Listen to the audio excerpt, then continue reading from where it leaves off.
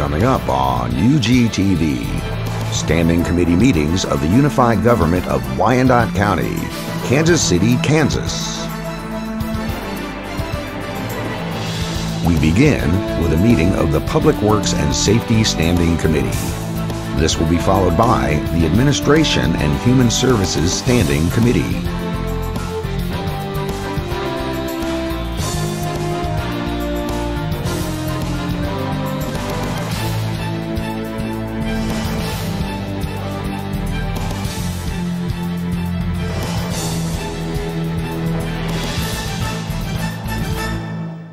This meeting, and public comment is welcome. Anyone wishing to speak on any item may do so when that item is up for discussion, and we would ask you to come to the podium with the microphone and speak directly into the microphone for recording purposes, and you would have up to 3 minutes. Would the clerk call the roll, please? Roll call. Groneman. Here. Philbrook. Present. Markley. Here. Kane. Here. Johnson. Here. Bynum. Here. We have approval of minutes from July 23rd. Is there a motion? Move for approval. Second. We have a motion and a second. All in favor signify by saying aye. Aye. Opposed? And that motion carries. The minutes are approved. We have 5 items under our committee agenda tonight, and all of the items are for information only, so no action is required. Item 1 is the second in a series of presentations on the progress of our new fire station at Hutton and Leavenworth Road.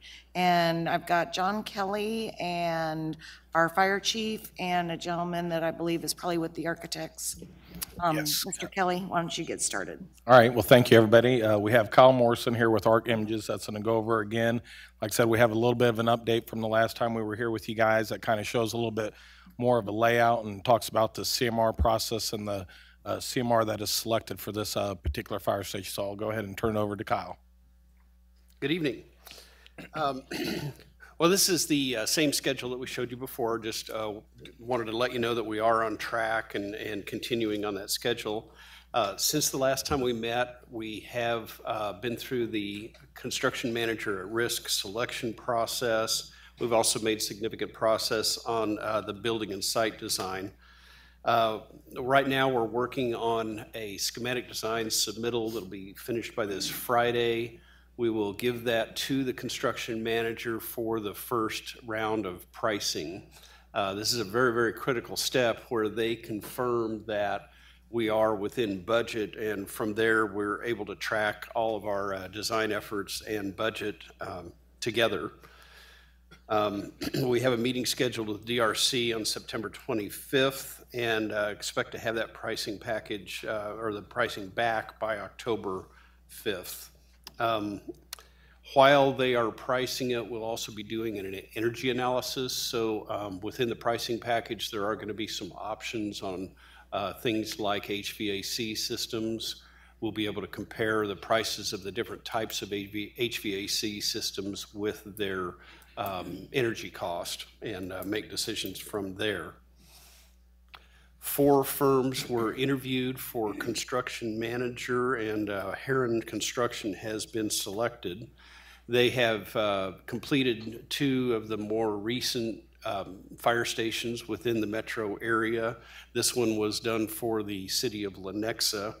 Of note is that they were not in either case the originally selected contractor, but came in and resolved pricing problems that both of the projects I'm going to mention have.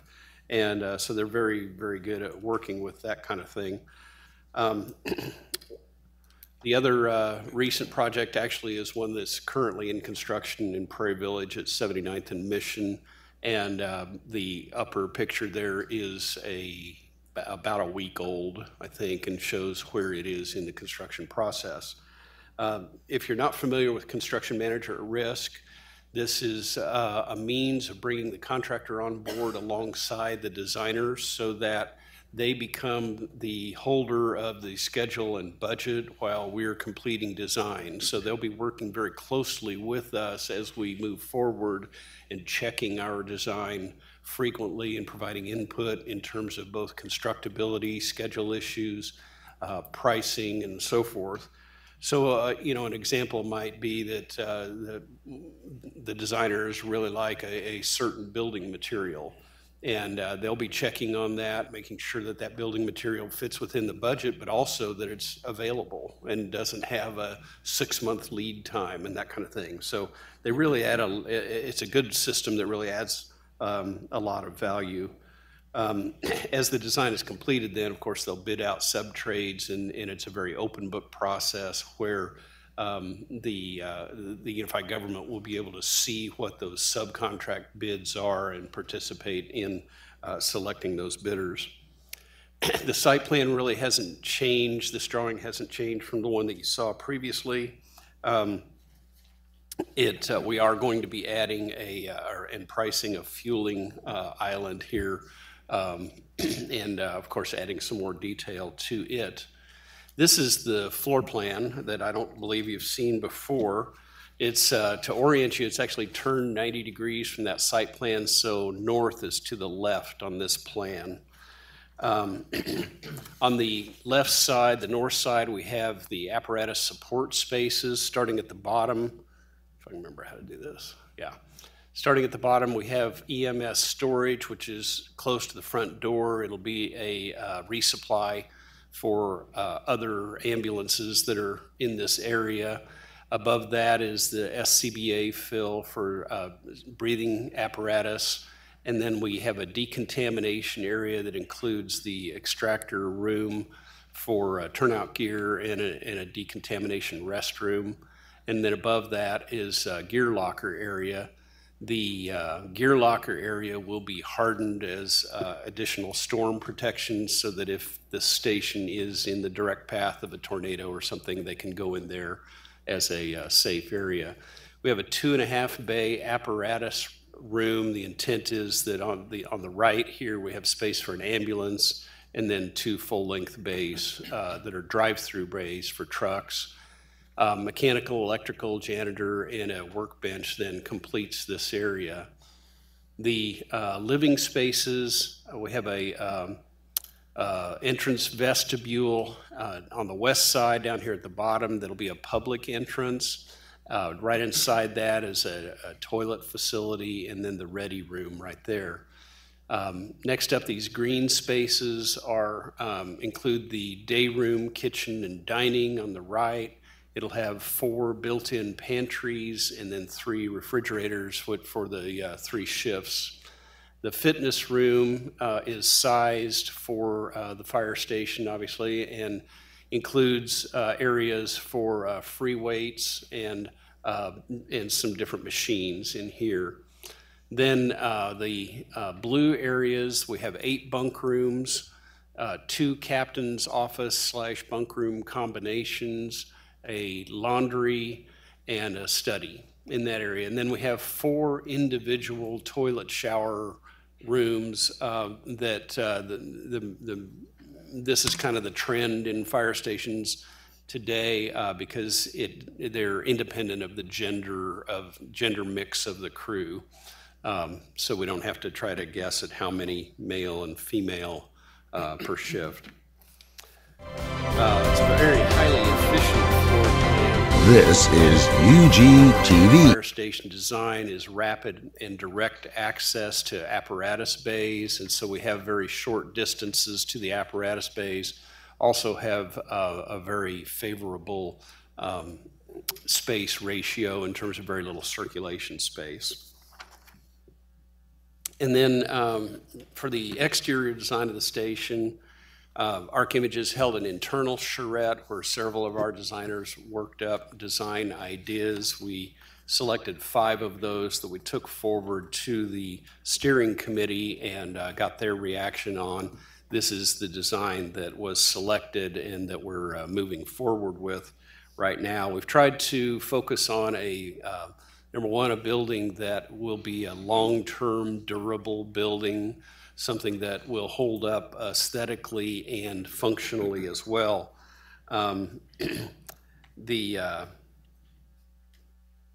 We see this as a model that can go forward in different neighborhood settings, whether it's in it has a modern residential feel and can be put into a rural setting, an urban setting, a commercial setting, or a neighborhood setting. So we think it's a good model.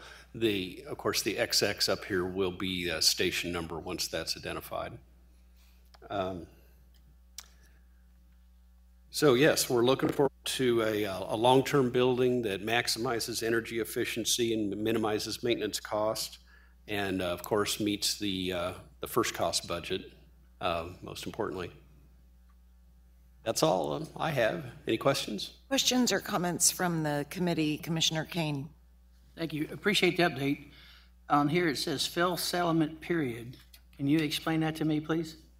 Yes. The existing soils are, the geotechnical recommendations that we have on the existing soils state that in areas where we have fills over 5 feet or deeper fills, we need to place that fill and let it sit in place for a period of time so that it's not so much that the fill that we're placing settles, because we can compact that, but it's the soil material that's underneath that will tend to compact because of the weight of the material that's been placed on top of it. So it's recommended that in this case we're going to have, we've got a fairly slopey site, and so we're going to have 5 to 6 feet of cut and 5 to 6 feet of fill in different areas. And in the areas that we're doing the fill, we need to let it stand for a little while.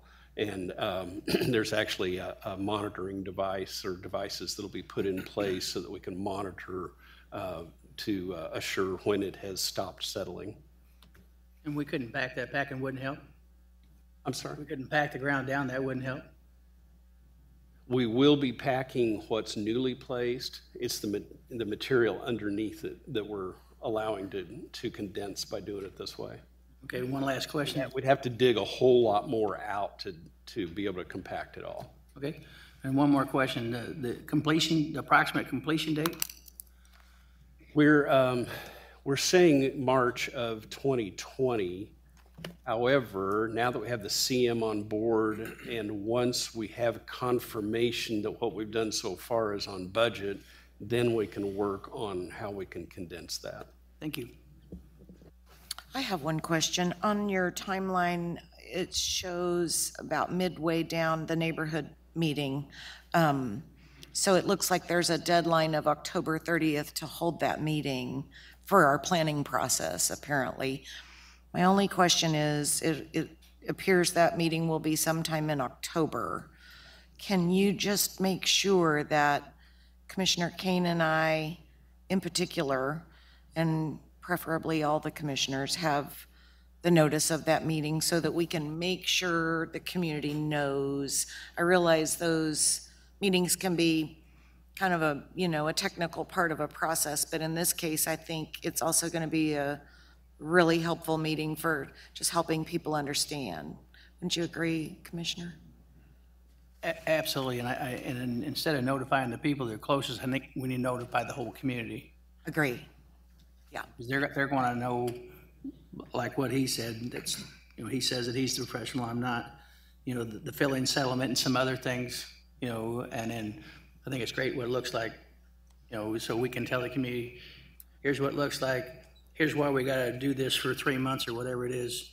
And we're ready to go. Mm-hmm. Thank you. Commissioner Philbrook. Yeah, I agree for your area, but I think it would be good for all of us to get the information. And the reason I say that is because if we're looking at this as a template for possibly putting it in other locations, I think we'd be able to get the best bang for our buck if we get more people in there from all over the community to see what might be coming to their area. I think that's exactly correct, and I appreciate that. My only comment, if we think this might be a template, is in this design, I don't see any kind of community room. And I realize Piper has a nice community center, but if we are looking for, don't they, Mike? But I think if we're looking for something that could be a template, we'd certainly want to consider.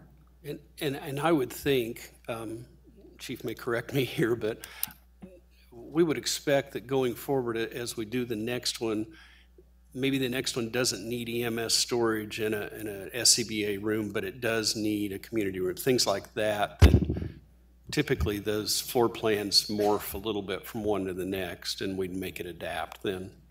Great. Any other, Commissioner Johnson? What is the cost on this? Our total budget is $4 million. We're working on exactly what it all has to come out of that. So for now, we're saying 3.6 million for construction, but we should have that number by the end of the week. And will that, and I'm just thinking in the same lines in terms of this being a template for future developments. And of course, you know, time drives up cost, I know that. But is this a guaranteed, will this be a guaranteed contract? Yes, it's that's the at-risk part of construction manager at risk, is there's a guaranteed maximum price. Okay. And within that, they will hold some unallocated money for unforeseen things that come up, and just a little money that covers the things that always happen. Okay, very good, thank you. All right, any comments or questions from the audience? Now is the time. If not, we thank all three of you very much for being here, and I know we'll have more of these updates as we move along, and we appreciate it. Thank you.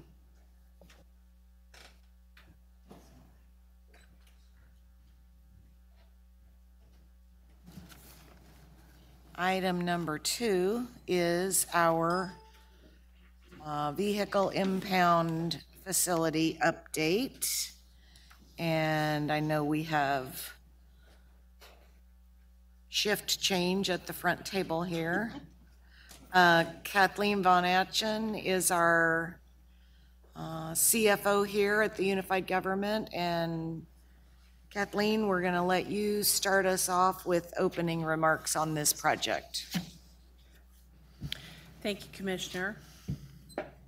So tonight we are going to provide you an update on our vehicle impoundment facility, often referred to as the police tow lot. This is a project that was approved in our capital program at $5 million. And over the course of the past year and a half, we've been working on getting this project up and going. And we're happy to provide you with an update tonight. We did form an executive team that to begin the execution of this project, and that team included Gordon Criswell, our police chief, Dustin Dungan, who is from the police department, and our consultants, CBC Real Estate Group, whom we have here with us tonight. Jason Glassrud will be presenting, as well as Bill Crandall's here to provide additional comments. I did want to point out that Greg Wooten from the Public Works Department is also here if there's any questions you have for that. So at this time, we'd like to provide the update, and I just remind you that there's no action required for this agenda item. That'll be fine. Thank you, Kathleen. Good evening, commissioners and staff. We're pleased to be here before you tonight to provide this update on the vehicle impound facility. My name is Jason Glassrud. I'm development manager with CBC Real Estate Group, joined by Bill Crandall, managing principal of CBC. As Kathleen said, we're here to present our findings on the vehicle impound cost-benefit analysis work that we've been tasked with for performing as the initial scope of work under our real estate advisor project consultant contract, which we executed late last year. As Kathleen said, special thanks to Chief Ziegler, Major Nicholson, Major Dungan, and everyone on staff who've worked with us for the past several months, shared their knowledge on how a facility owned and managed by the Unified Government and Police Department can bring efficiencies to this process and an improved experience for the customer, which is really at the heart of what we're trying to accomplish. So tonight, we intend to cover two major topics relating to the overall cost benefit of the proposed vehicle impound facility. Okay, first, we'll review the goals of the UG and the police department that we set out at the beginning of our work. Really, why is the tow lot necessary? Next, we'll review the summary of our activities to date and the scope of work that we were tasked with performing. But the heart of our presentation will be the operational component of the tow lot, as well as the development of the facility itself related to the $5 million budget that has been allocated for site development and construction of the new tow lot facility. Finally, we'll talk about the criteria that we put in place that will govern our site selection work. It's important to recognize right off the bat, we have not identified a site for this project. That will begin immediately following today's presentation. With that, we'll proceed to slide 4, the goals of the project. So stepping back several years, when Major Duncan gave his presentation before this standing committee, really outlining the justification for a new vehicle impound facility was based on these fundamental principles. Number one, bringing all tow operations in-house. The current tow companies were not compliant with RFP 29-071, and the facilities were really under par in terms of conducting investigations and really wanted to eliminate theft from property from victims' vehicles. Number two, enhancing safety, security, and customer experience. As you'll see in our timeline, we've had an opportunity to visit several comparable facilities. Our neighbors in Kansas City, Missouri, for one. Omaha, Nebraska is another that I've visited personally, and I know other members of the team have as well. And this is really at the heart of why they built their facilities, and we've learned a lot from them that we would like to apply to Kansas City, Kansas. Chain of custody considerations, and then finally enjoying the benefits of the auto auction revenue, of which unified government does not today. And we've put some assumptions around what we believe is possible bringing the auction in-house.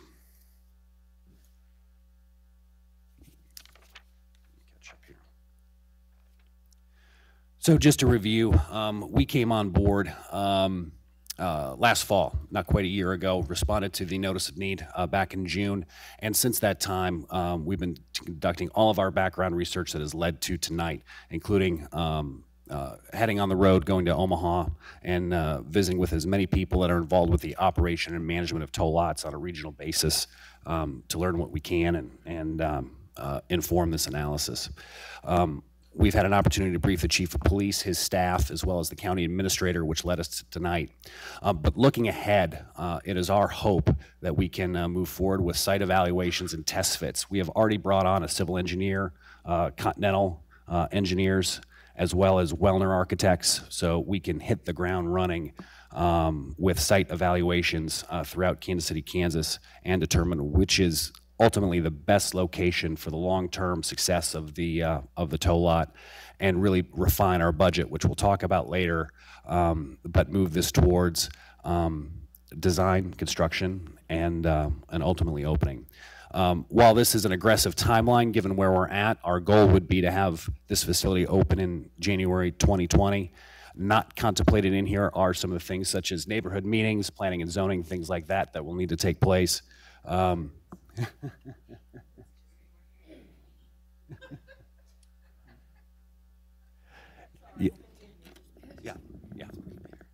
Okay. Okay. Okay. Good. Very good. Okay.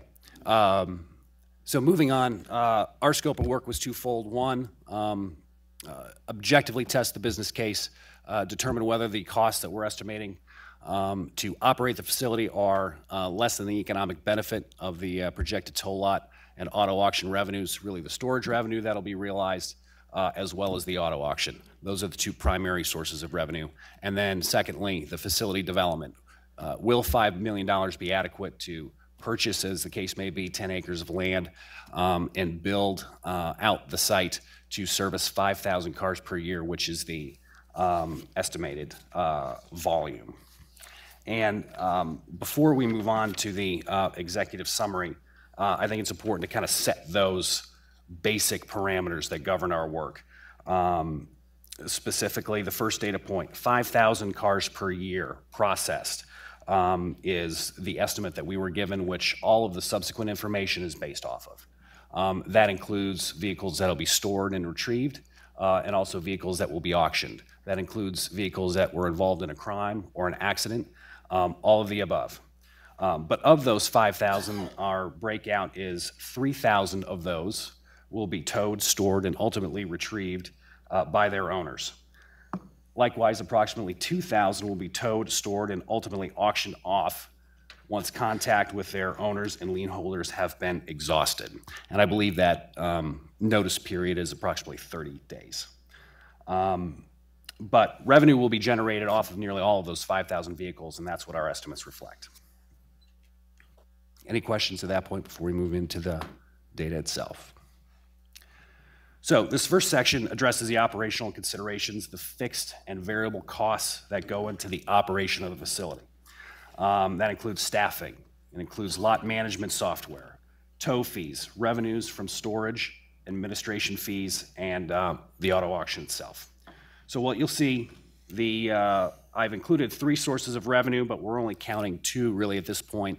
The vehicle storage fees of $460,200 annually, and auto auction revenue of $966,000 annually. Now, what do those numbers represent? As you'll see, my note on the right-hand side, that is $35 a day for vehicle storage, $35 a day for a 5-day stay on average, not accruing storage fees on Sunday. We believe this is a pretty conservative estimate. Number one, $35 a day for storage is consistent with what the market is today in Kansas City, Kansas. We wanted to show that we weren't increasing costs if necessary. Secondly, a 5-day stay is what we've anchored our revenue assumptions on. Some may be more, some may be less. As a data point, Kansas City, Missouri, their average stay is 7.6 days. So we're erring a little more conservative on that. And again, as I said, that does not include charging on days that we're not open, which right now the analysis assumes only closed on Sundays. On the auto auction revenue, that assumes, as I said, just shy of 2,000 vehicles auctioned per year, with an average auction sale price of $500 per car. Now, that will vary as steel prices go up and down, but we wanted to anchor off of a number we felt confident that we could reach here in the next year or two once we're open to start our estimate. And a little further back, you'll see in the appendix, we've anchored off of the median, which is this number, but also wanted to see what the results would be at 20% higher as well as 20% lower, and how that would affect the overall cost benefit. I won't go through all of that data tonight, but it is a part of the package in the appendix if you wish to see that. Just a quick question. What would full-time staffing be? How many people? Yes, I can answer that, and that is actually found a little bit later in the presentation, but stand by while I pull it up. I do like the idea that it's a positive. Yes, it is. Absolutely. So we have assumed nine positions, and it includes from supervisor to 3 admin support specialists, equipment operators, and security officers.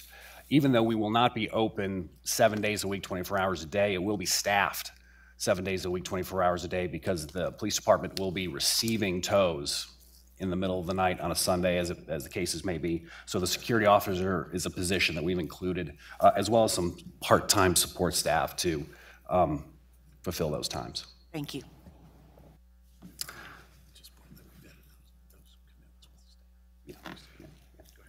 As Bill was indicating, we did vet those positions, those titles, with police department staff. So it's anticipated that while the number may change, those are the positions that we're targeting to bring on board to operate the facility. And along with part-time, so full-time staffing assumes 40 to 45 hours a week. Sir. Part-time staffing 10 to 20 hours per week. I think Commissioner Kane, you have a question, Yes. comment? We started on this in 2015. And we thought it was a good idea then, and I think it's a good idea now. But my question to staff is, why are we just now seeing this again? Why wasn't this even worked on for, what, 2.5, 3 years? Is that a question for us, Commissioner? No, it's for staff, I'm sorry. Sorry. Well, from what I know of the project, it was never stopped being worked on. There were a lot of stops and starts with locations, if I remember right, and Bill, you might verify some of that, but it was never, there was tours that were happening, there was all kinds of activities that were happening with this, but the site location, I know, was part of the issue, as they were trying to figure out which site they were going to go to. It wasn't approved until the middle of 2016, just so you know, for the 2017 budget. Well, I'm pretty sure that we looked at it sometime in 2015, and we might not have approved it, but we would have thought you'd have came back with us before now to say, well, we got a plan. Yeah. I think it's a great idea. I want to do it. But some of these things in my mind are taking too long to get processed. Thank you, Commissioner. I did pull up the summary here to recap. When we got kicked off in earnest, really responding to the notice of need in June of 2017, I think that really started the process that you're referring to that got us to today. Okay, thank you.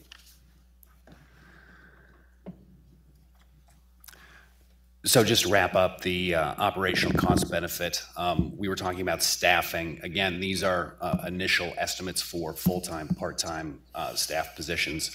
And part-time is included there to cover evenings and weekends and the overnight hours.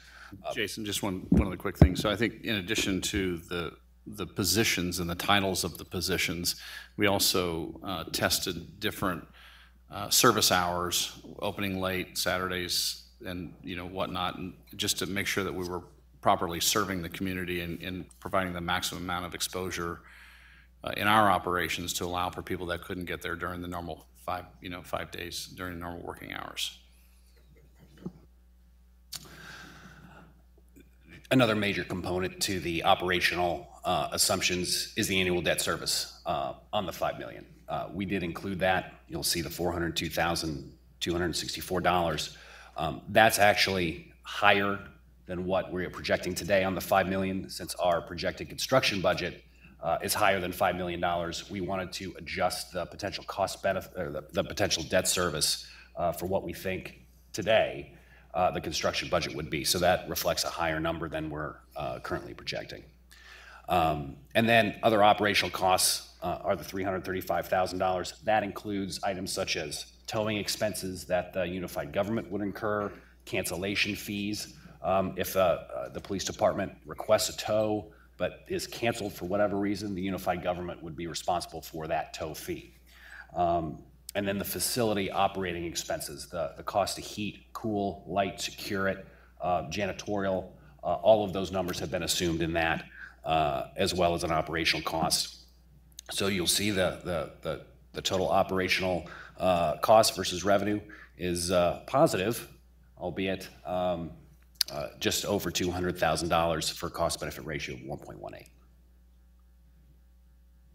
And we can take a deeper dive into any of these items a little bit later, but that is a snapshot of what we're projecting today on the operational side. Moving on to the development analysis. So this section assumes the site development construction costs for the facility. And again, I reiterate, we have not selected a site yet. I have done a number of tours of the market. I have some sites that I would like our consultants that we brought on to start looking on and start pricing to give us some tighter estimates. But for now, we're assuming a whole host of items would need to be done to make this site developable, to make sure we're capturing it, to see how that would be reflected in, against the $5 million that we have to spend today. Included in these assumptions is you'll see our land acquisition, hard construction costs, which is includes the vertical construction of the buildings, furniture, fixtures, and equipment, and all the associated fees and overhead that go into building a facility of this magnitude, including paying the civil, the architect, and the general contractor. We have not selected a general contractor at this time, but we will go through a separate procurement process once design development has been completed.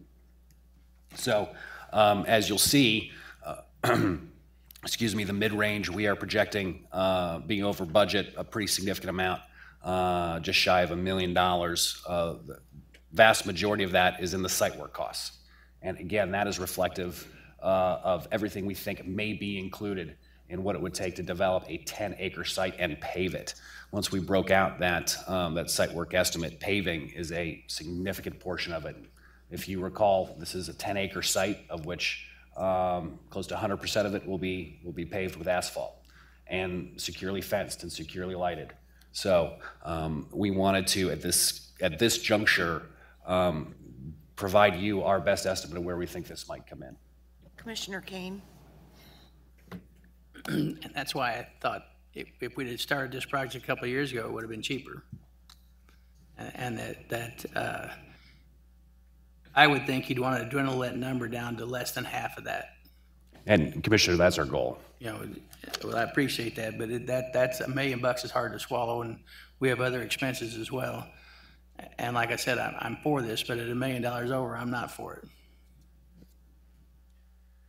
And I think it's important to point out here as well, that land acquisition number would go a long way to solving that $1 million problem. If we were able to obtain land that is owned by the unified government in the land bank, that we wouldn't be paying $1 a square foot for 10 acres would be a start. But I think it's important that we pick the right site for the long term for this facility, but that is a big part of the site selection criteria that we'll use in our evaluation.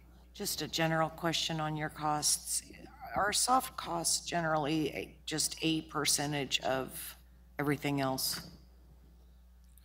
They can be, but on a project like this, I mean, typically if I were just budgeting any project, I'd say that the total soft costs are approximately 20% of the total project costs.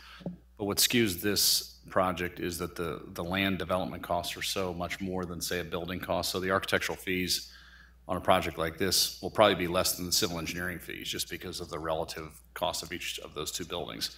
So that's a little bit out of sync, but yeah, you can, but when you get down to smaller projects like this, using gross assumptions like that is probably not the most accurate way to do it. And so to that end, we have hired an architect, we've got a fee negotiated, we've got a civil engineering fee negotiated, we generally know what construction management fees will be. And I think if we, imagine if we can get a site that the unified government owns, that would cut out a lot of costs. But if it's a site that has a lot of topographic challenges and we're trying to have a flat pancake 10-acre site and you have to spend a whole bunch of money to make that site flat or workable, then you're exchanging, construction dollars for land dollars. And so there's an equation where we're trying to find the best long-term solution, which may not be the flattest, most perfect site in the best location that the UG owns. So, as best we can right now, we're trying to handicap the variables. But as we go through this next phase, we will be looking at multiple sites and not evaluating just on their land costs, but evaluating them on their proximity to the best location, to their land costs, to all their site improvement costs, utility costs, everything that goes to make this site workable. And in this instance, it really is an equation that you have to balance and for the optimal solution with 3 or 4 different variables. Okay, thank you. Yes, ma'am. So I'll pause here at the conclusion of the executive summary. I'm happy to dive into whether it's on the operational side or the site development side, whether it's staffing or construction cost assumptions, hours of operation, any of those types of things. Happy to do that. Otherwise, we can skip ahead and talk about some of the topics Bill was discussing on site selection.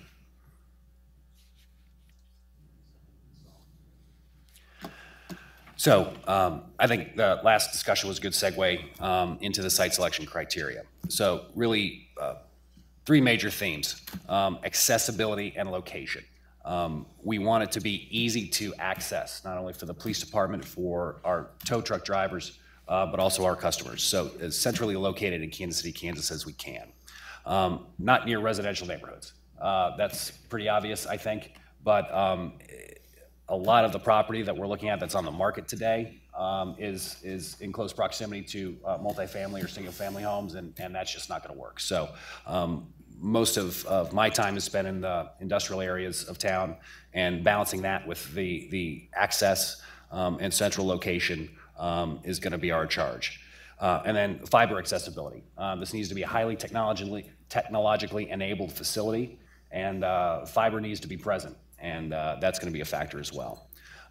As Bill was saying, the site configuration and topography represents a big part of our budget, and seeking as relatively a flat site as possible is what developers do all day long to try and see their projects successful.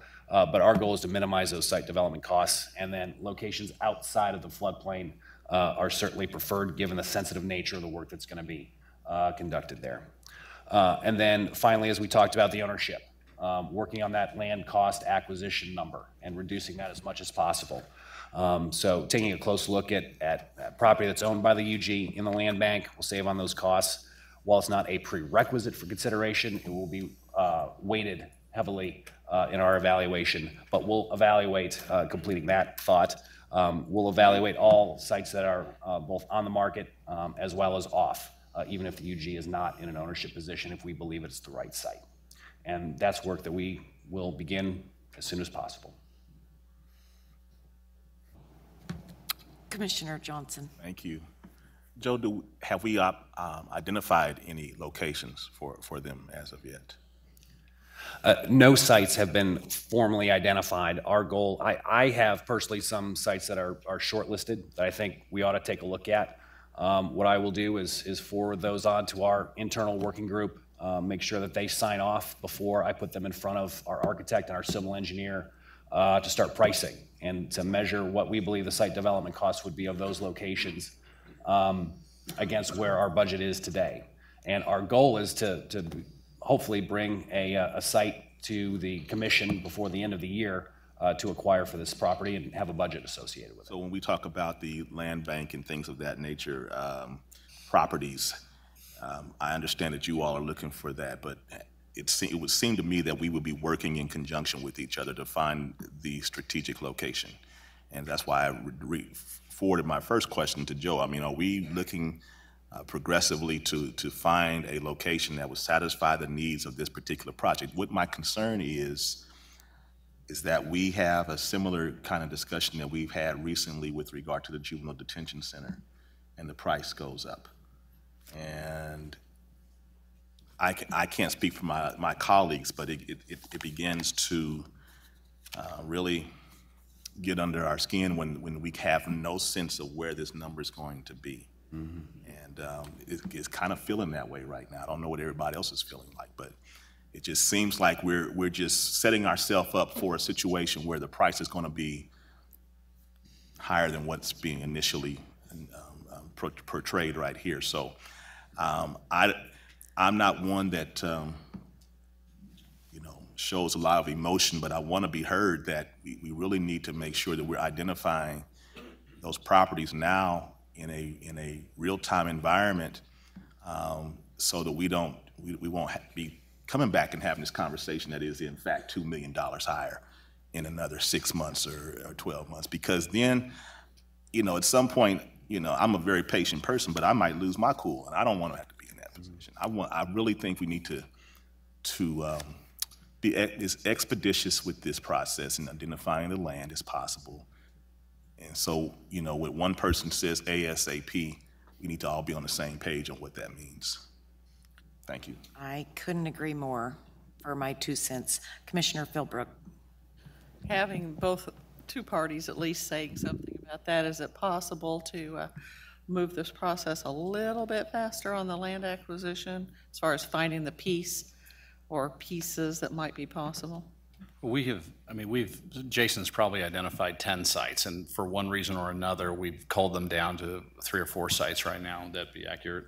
And then we think, Commissioner, the other thing we've done, because we wanted to parallel track some of these activities and not just be completely sequential and everything, we have our architect and our civil engineer on board, so that as soon as we get released from this phase, and we can take the 3 or 4 sites that we are thinking about, and then what we will do is test fit them both from a planning perspective to see if our operations fit there and do they meet some of the basic criteria for utilities and things like access and centrality. But but then also we'll test fit them from planning, but as well as what is the cost implication of that planning solution. So, because as I said, you have to solve for all of those at the same time. And so we'd be better off buying, we might be better off buying an inexpensive construction site that costs more in land because the construction costs are going to be so high. So that literally is what we're doing right now. And I will share your frustration on pricing because it's just out of hand in the market right now. And you're not the, I mean, as developers, we feel the same way. This building there'll be a lot of dirt work on this building. There'll be a lot of asphalt. The building itself is fairly simple.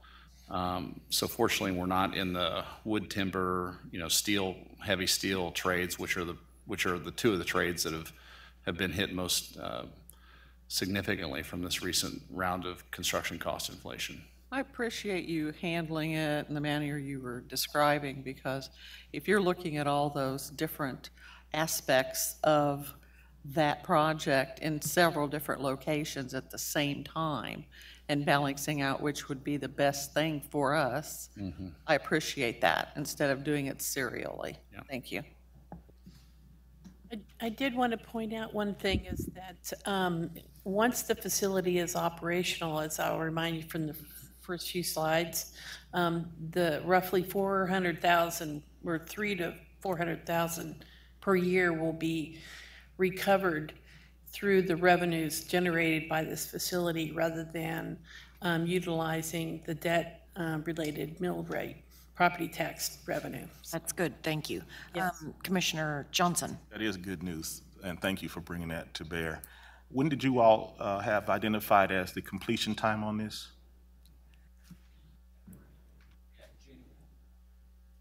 I believe it's January of 2020, and we'll pull that back up. Okay, now I'm going to be devil's advocate with Mike Kane. So we don't know where we don't know where the property is. Do we have drawings, any kind of schematics or anything? So we have not kicked them off to do that until we have the site.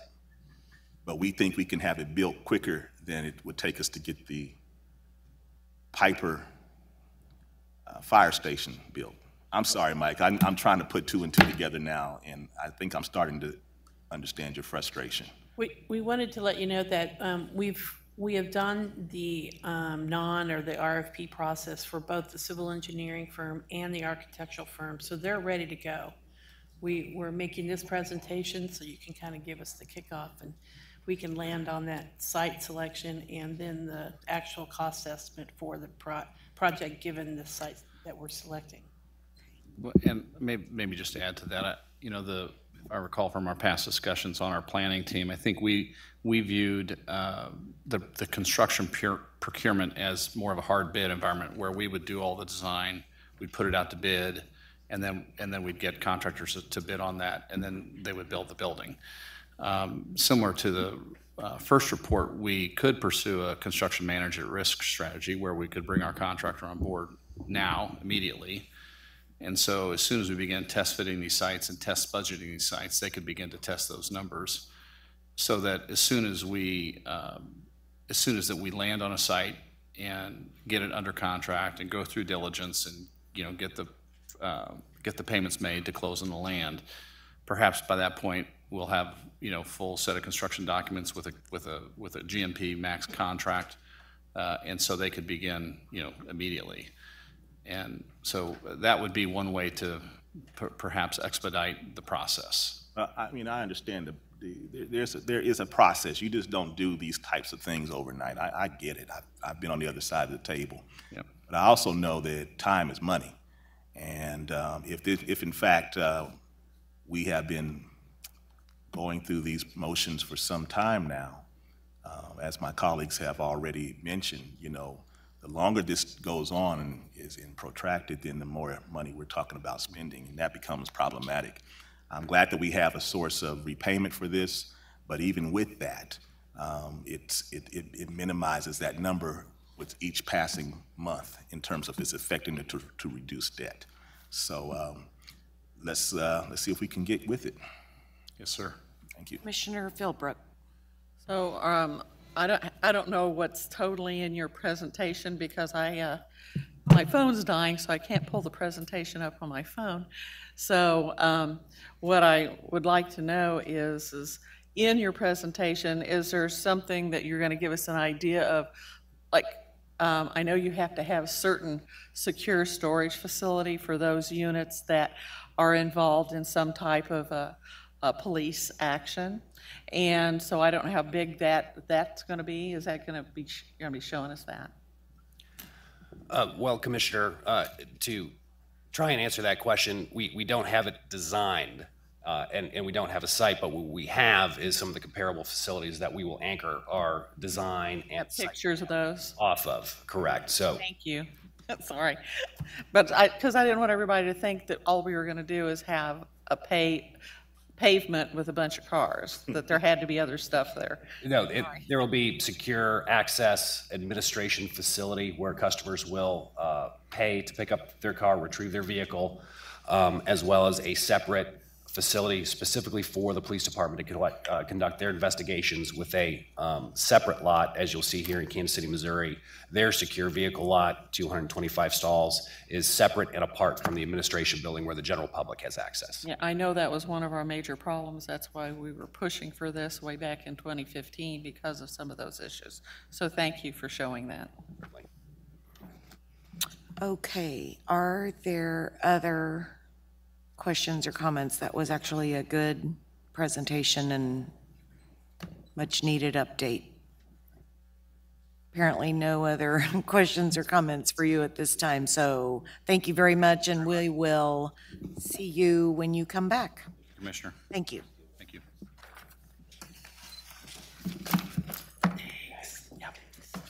Item 3.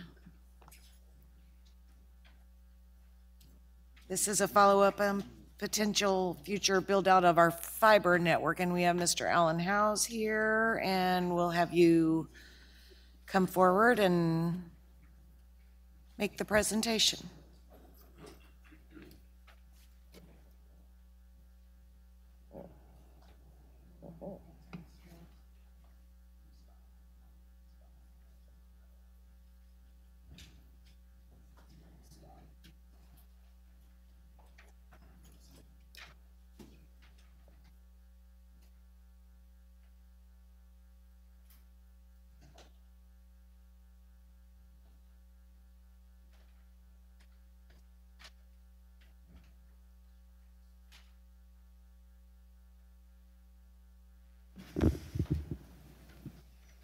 All right, good evening, members of the commission. Give you an update, two objectives here, I guess, for our conversation this evening. One is to give you an update on the progress of our fiber network. The second part that we'll spend some time on is in response to a question that Commissioner Johnson asked in our last update in June, which was to come back with some sort of broad brush, what would the build out in the future potentially look like, and what were some of the costs around that. So Commissioner, we've come back to you this evening with some of that information. I'm joined up here as well by Rob Anderson, who's the asset manager for Public Works, and Lydiana Lavoie, who's the traffic engineer. Stepped out, but I think is going to be joining us here shortly. So quick refresh, the objectives for the fiber network: public safety, UG operations, economic development, and community access. So we are trying to maximize the community benefit from the investment that the commission has put forward on the fiber network across all 4 of these domains. Give you a brief update. We have completed running fiber into all of the Phase 1 police department's sites. This was a prerequisite for body cameras, and this will help with police operations for in-car cameras, body cameras, and sort of general operations. We've got fiber into PD headquarters, West Patrol, Police Academy, NRC, Fleet Center, Midtown, South Patrol, and the Public Safety Communications Center. The last segment of construction is a bore underneath the railroad tracks between Public Safety Communications and South Patrol. That was being done today. I don't know if we have the map.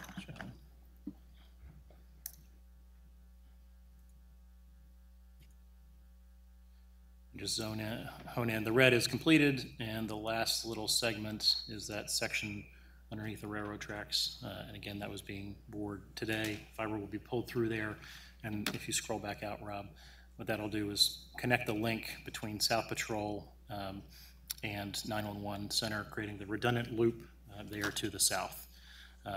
Also of note here, while we got the map up, we've completed the redundant loop to Kansas City, Missouri, to the Carrier Hotel, to the southern route.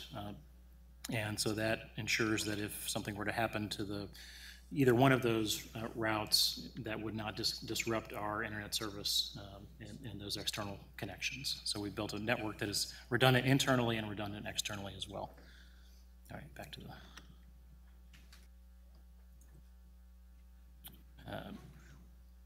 working closely with the bottom right, the little icon. No, there you go, the little screen. No, two more, one more over. There you go. So we started cutting over the police department locations to the network. The Public Safety Communications Center and PD headquarters are now operating on the new fiber network, and they're bring additional stations on as we go forward.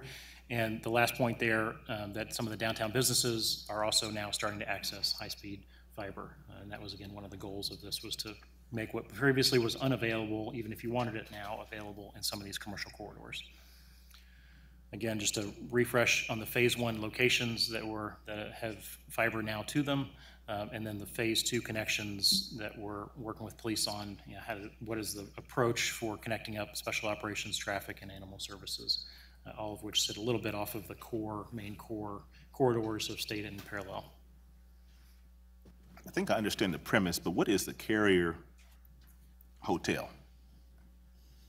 It's a central demarcation point for public and private fiber or service providers, internet service providers, as well as, again, commercial and public customers. So, you know, think of large commercial names, both, you know, think of your Verizons and your AT&Ts and all that, but also think of, I'm thinking of like a Cerner or somebody like that would land there, and from there be able to pick up whatever services they need from an AT&T or Verizon. So it's a central meeting point, and so it's, you know, literally an office building downtown that's been converted and hardened, and it's got floors and floors of blinky lights, and there's cross connections between different providers and entities. Thank you. That's Yeah, we appreciate that technical terminology of blinky lights. That's helpful. Thank you. All right, we're with you. And again, mentioned accessibility now to some of the downtown businesses, and working with WIDEC as well, and some of the potential opportunities that this opens up for site location, that sort of thing. We just heard in the previous presentation about fiber being one of the characteristics they're looking for in site selection. Now we can provide that map of where those locations are for our fiber ring. So I'm going to spend the rest of the conversation here really talking about future fiber routes and what that could look like here. First and foremost is really thinking about what is the project coordination, what are we doing already that we can build in conduit as we're doing road projects. So in this case, the road work that was done on Hutton Road included the laying of conduit. The new fire station planning will include fiber sort of from the get-go. Leavenworth Road, phase 1 and phase 2 also have that built in now to the projects. So conduit's being laid there. And then looking at potential future projects. So, you know, this is just a partial list, but Minnesota Avenue between 6th and 7th, the Walcott Treatment Plant, the Piper School construction, and road work that might be done on Leavenworth to get out to that location, and other KDOT projects such as the 18th Street Bridge. The bridge connections are choke points for fiber as they are for traffic. So we want to think about how we maximize all of our bridge connections as well. The KCK School District's looking at, what, 91st and parallel? 91st and Georgia-ish. Yeah. Could we, I mean, it's right there at the corner. Could we get them involved with this too? Could. In fact, we'll talk about them. We'll show them on a map here in a second. We've actually mapped out all of their locations, and would love to bring them in as part of this broader effort, broader community effort, really. Looking at future UG connections, we talked about the phase 2 police connections. We're talking about fire station connections. which are the ones that are in closest proximity to the trunk lines that we've put down.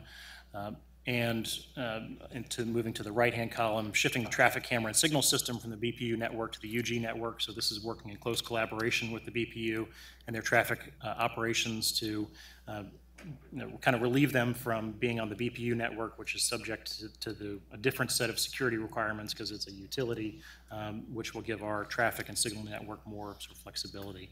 Commissioner Philbrook.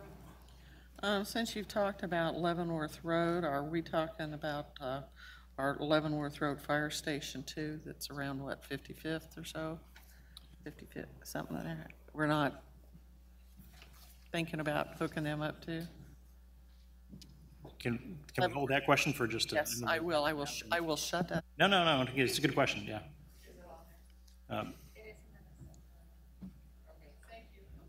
No, there's a lot of information we're just trying to throw at you here.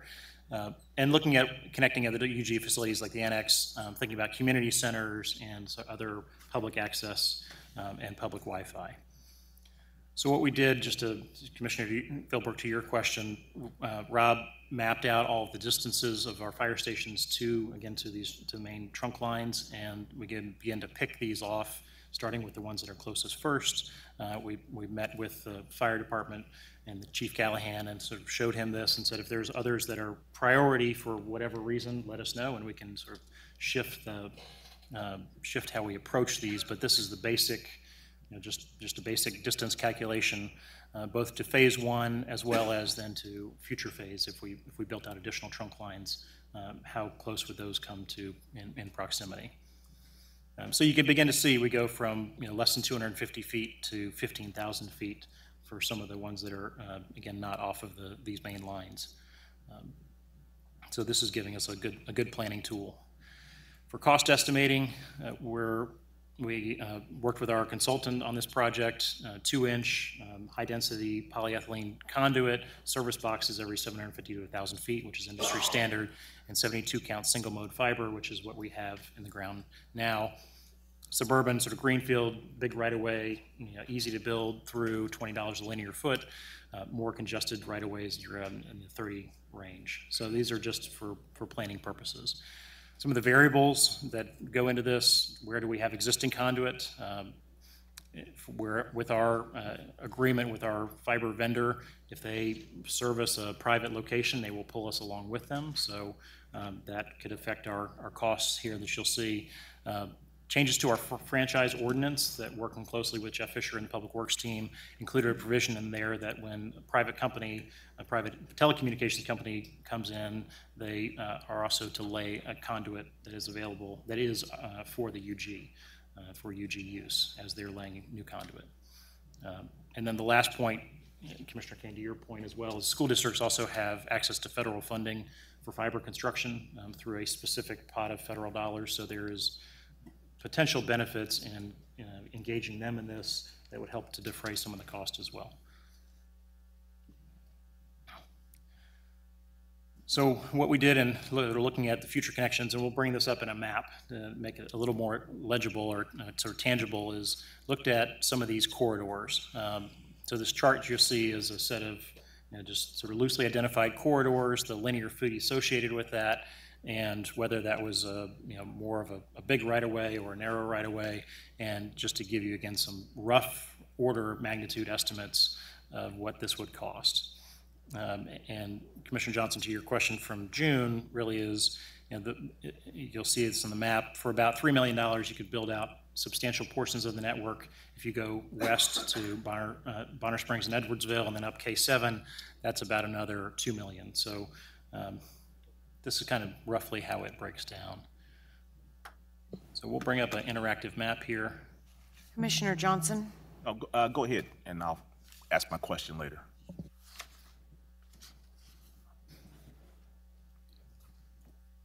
So again, starting with what's already been built, this is our network as it exists today. And then what we did is begin to lay in some of these corridors we're talking about. So downtown, if we added additional fiber, you can scroll in there. Let's see. And again, this is all sort of theoretical, right? So nothing, these are lines on a paper. But if we extended some of that down Minnesota and tightened up the density of some of those connections downtown, that's what that would be. If we go down Central Avenue and then up the 18th Street corridor, creating a mini loop between Rainbow or 7th Street to the east and Minnesota State Avenue to the north, kind of create that crescent. And again, those businesses along Central Avenue, if you sort of reference back to this tax productivity map that we've also looked at, that's an area that's doing well, is financially productive for the city, but doesn't have access to high-speed internet services. So it precludes a certain set of businesses from even considering that as a potential location. Quindaro, so again, sort of similar premise, going from 7th Street and then at Quindaro, connecting up, as you'll see in a second, to Leavenworth Road. That's about 330. We looked at what happens if you go up Fairfax, you hit the fire station on Fairfax, and then come back down Fairfax Traffic Way. That's a 700-ish. Go in there. Kansas Avenue, that corridor, again, about $350,000.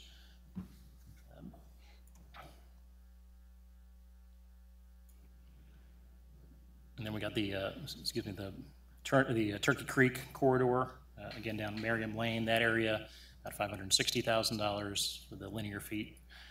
About Leavenworth Road, I'll point out that much of that really is covered by the Leavenworth Road Phase 1 and Phase 2 projects. So, but for purposes of just kind of giving you a sense of scale here, that's for that long linear run. That's about $850,000. And then again, I said K32 and K7. Both are substantial, they're long runs, and so those would add substantially to the cost. So this kind of gives you a feel for what these corridors, if they're built out either in total or in sequence, or sort of it spurs the conversation about what this could look like. You want to click on the first one, UG Community Sites, yeah. So again, if you plot all of the school locations, UG facilities, our treatment plants, all of that. You want to bring up the legend? Sorry, I can't on that. Yeah. So you've got police, government, fire, our recreation centers. We've plotted all of that. All right. Yep. Turn on these. Yeah, sure. So our community connections. So then again, if you wanted to get to some of your parks and some of your community centers, that's what those little blue lines are. Again, most of those are pretty close to those trunk lines.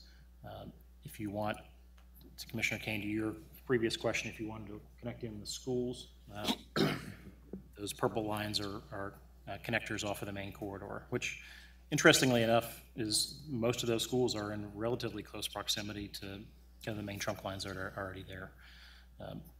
And with the Hutton Road, with that extension, we'll be up relatively close to the Piper as well. So then you say, okay, what does that begin to look like? If that's fully built out, this is kind of that picture of what it could be.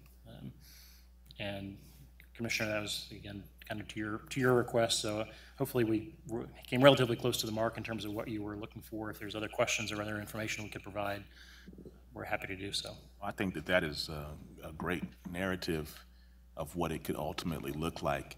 And one of the things that and again, I will admit my being a bit naive to some of these things that I'm getting ready to bring up, but it would seem to me that there are opportunities for us to leverage our resources with the USD 500, and maybe even to that extent.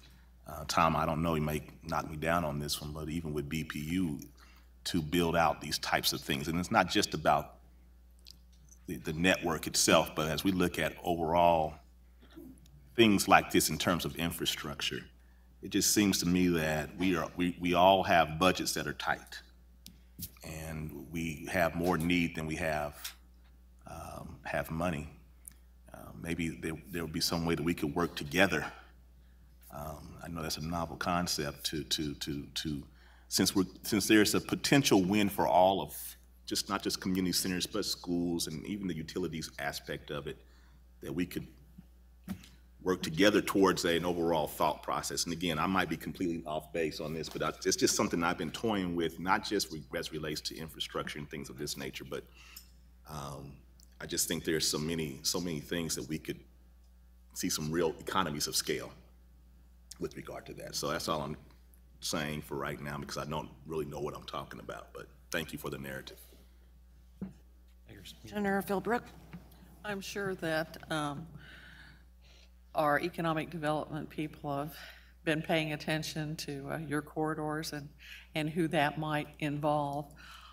I don't know to what extent we could, but would be really nice to see some businesses and commercial, especially the larger commercial entities, put a few dollars into this too, so they can be part of the solutions, and they can do well by having this type of connection. And that is part of the conversation, and that has been really from the inception of this project. So there are some larger commercial customers on the western side around Legends who were interested in fact, are using the same provider. So that was, as we think about our original cost to build, was in fact pushed down a little bit, held down a little bit by having some anchor tenants on the western end of the county. So then as we expand this, then along these development corridors, that should allow us to bring in some quality folks. Yep. Any other questions or comments on this item? If not, we will thank you for the presentation. I know there's more to come. It is very exciting, especially when you start thinking about how we might collaborate with the other institutions. So we appreciate you being here. And we will move along on this fully loaded committee agenda. And we have item 4, and Mr. Jeff Fisher's here, our Director of Public Works, and we're going to have an update on roadside memorials. Thank you. And Jeff, I think you're going to stick around for item 5. Is that right? The last item as well. All right. Okay, so this is a draft, looks like a draft of a possible policy on a roadside memorial. We have Lydiana LeBoy and Jeff Fisher. Thank you. Good evening. We went ahead and made copies just because I heard one of you say that your phone went dead. So we want to make sure everybody's got a good, clean copy with color. This is just a draft document. We don't have a PowerPoint to go along with it. You might remember last time we discussed this was April or May. Been a little while, so it's probably worth reminding ourselves how we got here. And that was, I believe, through a citizen inquiry back in the spring about roadside memorials and whether or not we had policy around that. And so that's how that discussion got started. We had one discussion. There were some questions about time frames on how long they should be out there, maybe costs and permitting. And so staff went back to work, did a little more research, did a lot of benchmarking, and then we put off that next discussion until now. And so in the document, there's 3 or 4 questions. And so we'll try to keep this simple. I won't walk through the whole thing unless you would like. The first one being the short-term memorials, and the big question there was, how long to allow those, and staff's recommending 14 days. Before we go any further, I want people to understand that we're talking about public property, not private property. That's correct. So memorials that are placed on private property, we have no say-so over, as far as I know. Is that correct? And do they have to be set back from the street a certain amount? We're not considering private property in this discussion. That it would be a different discussion. We're not prepared. Well, I just want to make sure, because there are memorials that are on private property, and people are they were concerned that we might be trying to regulate what they did on their private property, and I want them to understand that's not so. Thank you. Okay. So again, first question would be those short-term memorials. I believe that would be on page 1 under C. The placement of short-term memorials should be allowed in the right-of-way for up to, after some benchmarking and research, staff's recommending 14 days. long-term memorials. Sorry, just one sec. Commissioner Markley. I actually had a question about, in that same section, it says the Public Works right-of-way manager must be notified in advance and provided with contact information. I think that would be lovely, but I'm just gonna say I think that's probably not practical. Those memorials tend to happen spontaneously after the death. And I don't think most family members are gonna be thinking, let me go look up the UG ordinance to see if I need to provide notice. So it might be better to say, notice 5 days after than to say you have to give notice in advance, because I just think we can say that, but I just don't think it's gonna happen. That's a good point. So that would just be my comment on that section. I think the 14 days is an appropriate period, but I think somehow we have to figure out what's practical for a grieving family as this is sort of occurring in the moment. Okay. Yep. So secondly, under, I guess it's still under section C, down paragraph 3, placement of an anniversary memorial should be allowed in the right-of-way for up to, we're recommending 7 days, and for up to 3 consecutive years. Next question would be long-term memorials, is that right? Yeah, long-term memorials. And yeah, you have item F. Section F. There's some sign specs on. I think we can handle that. Be more like a speed limit sign. We're thinking with a plaque underneath it. And we can look at some examples if you'd like, but pretty standard.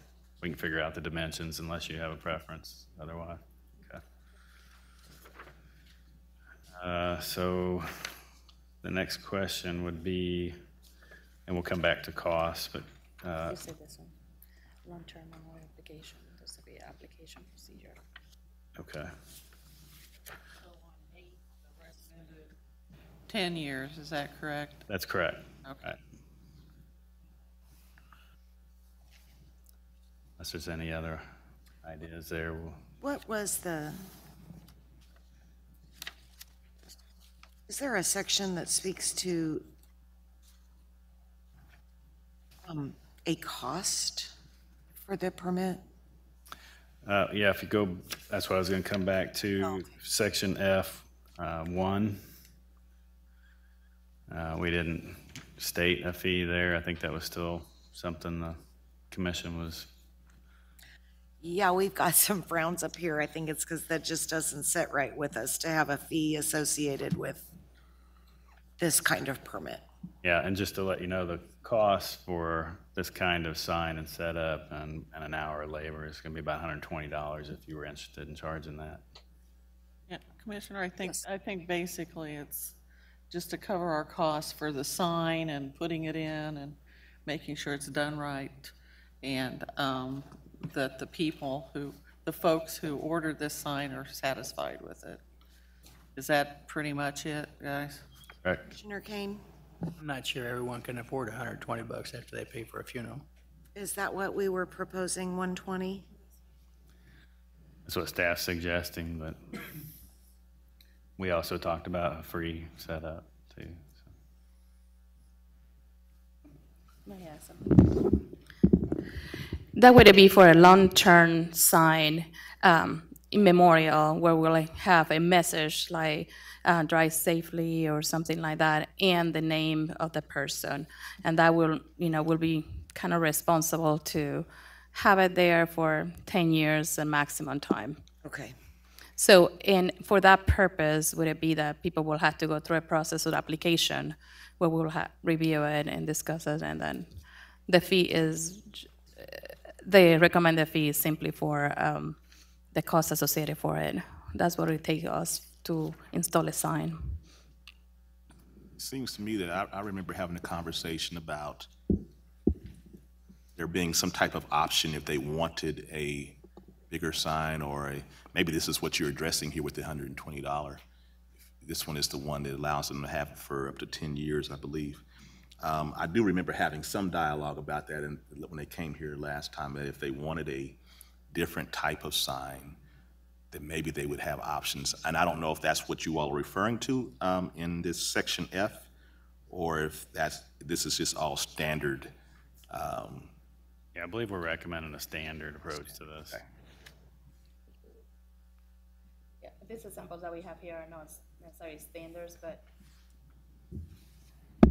our goal is that we standardize the design and then follows the roadway design, the ME2 city standards on size and letters.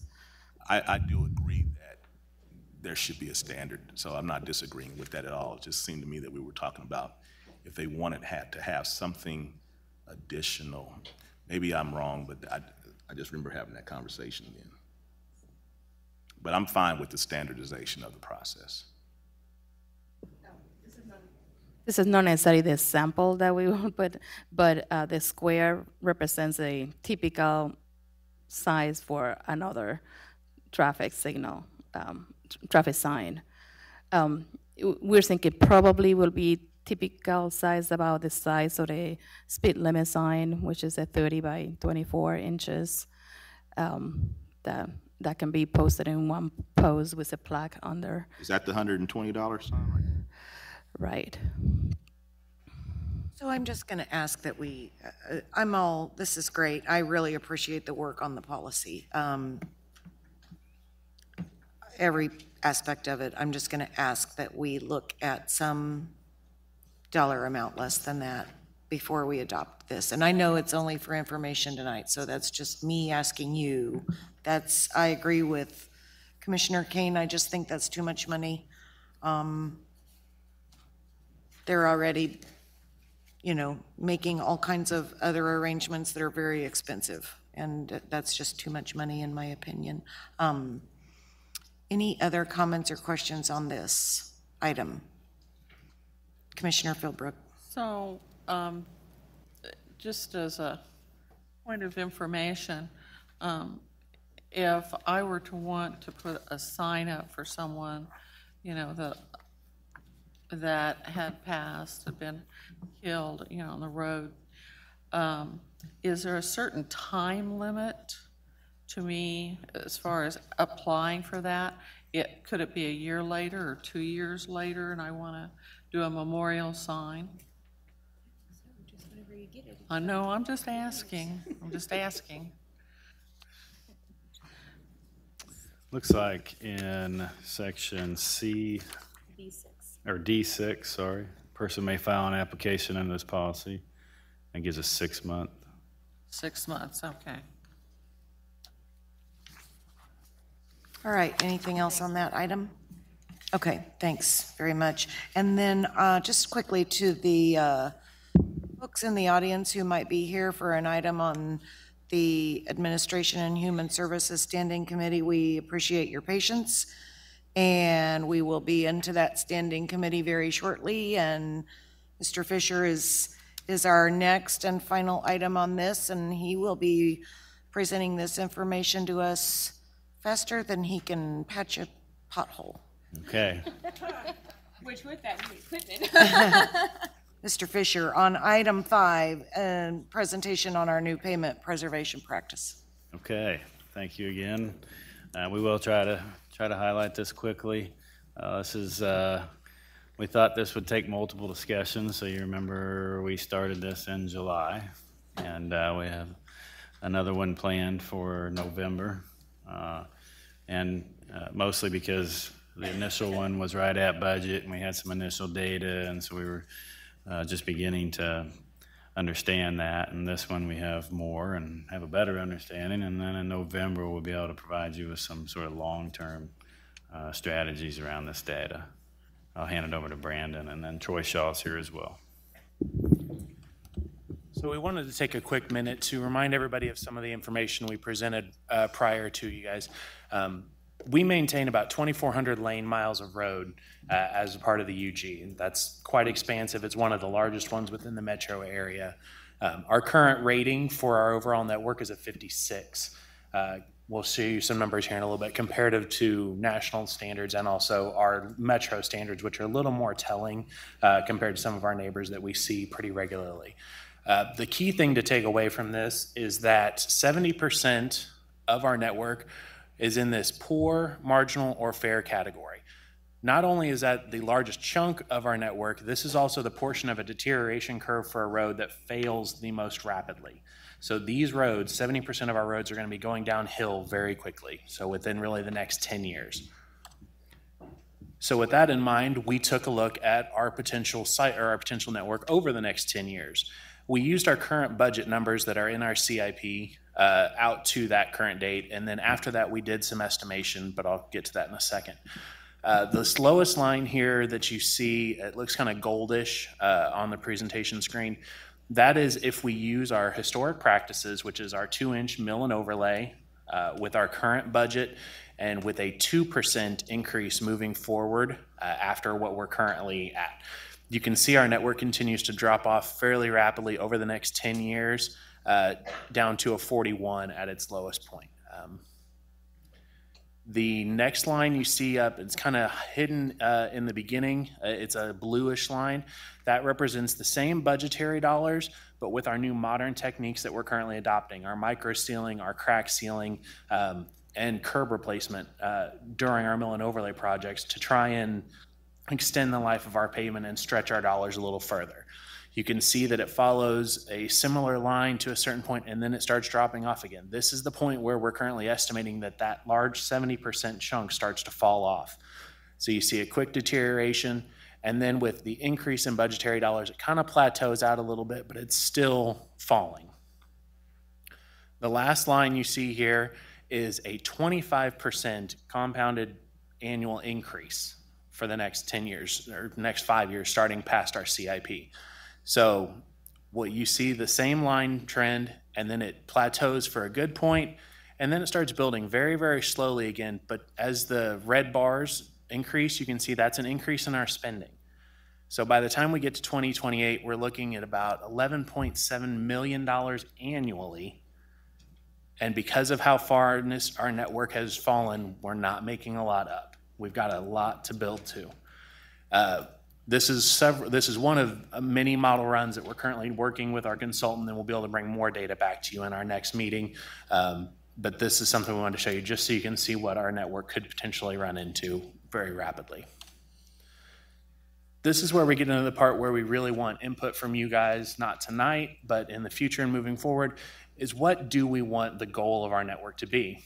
As I mentioned, our current network average is a 56. The national average is a 60 to a 65, but our metro city average of some of the major metro series that do pavement preservation very well is a 70 to an 80. That's a very large increase from where we're currently at. So we need to think what's acceptable for us and realize that for every point we go up, there's a dollar amount associated with that.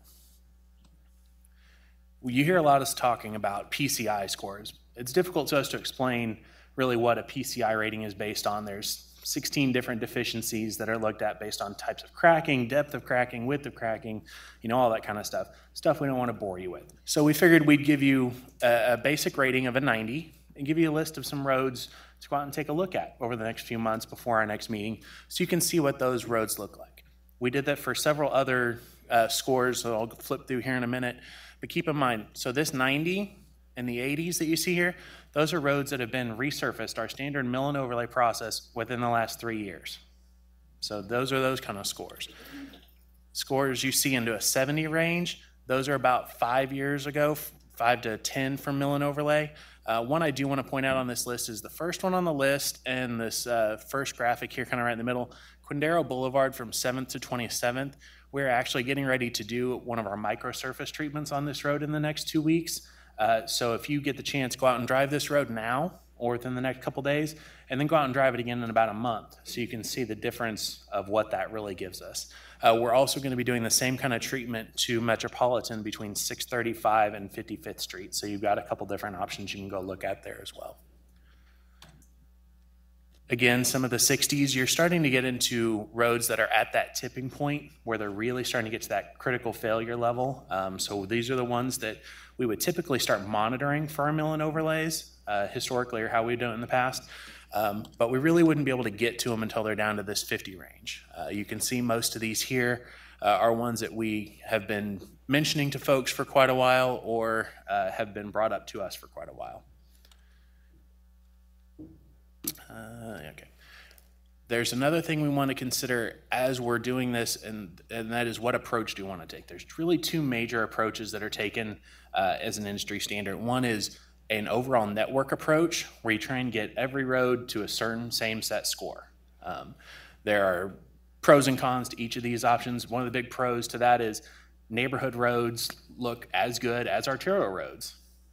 A con to that is neighborhood roads are the quality of arterial roads, which means they're more expensive. Takes more to keep them up to a higher standard, and they just don't see as much traffic that need to be built to a higher standard. The functional classification approach, as you can see on the right-hand side, roads are given a classification based on whether arterials, collectors, or neighborhood streets.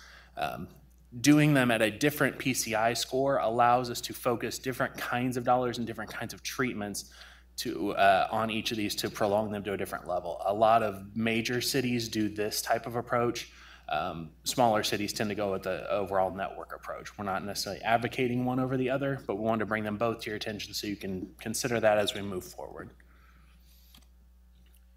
Based on some of the initial data that we gathered about a year ago, we started doing some things a little differently. We purchased 2 new pothole patchers, which have been utilized by our streets division staff. That's been much more efficient for filling potholes and allows us more time to fill them because of the heated hot pots that are on, or the heated beds that are on the trucks as opposed to cold material.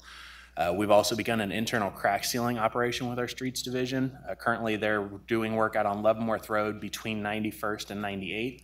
So if you wanted to take a drive out there, you could see what they're doing and kind of learning the process. We've also purchased a new pavement striper. We haven't received or taken delivery of it yet, but we have purchased it, and with that we'll be doing a different kind of material other than just the standard paint that will allow it to last longer and give a better look to it. We've mentioned the microsurfacing and crack sealing and chip sealing, so the application of modern surface treatments as opposed to just the standard expensive big mill and overlay. The data collection is really what's driven this whole process. Something to point out is that while this is a huge piece of information, it is also a huge step forward for us. This isn't something that every city can afford, and it's not a common practice out in every little city or even in every major city. It takes a lot of obligation to do this and follow what this data tells us, and that's the direction we're heading. Some of the other things we've done internally are we've refocused some of our streets division staff to allow us to focus a true concrete crew, to allow us some curb repairs where they're really needed, and some restructuring to allow crews to do a little bit different operations than what they've done in the past.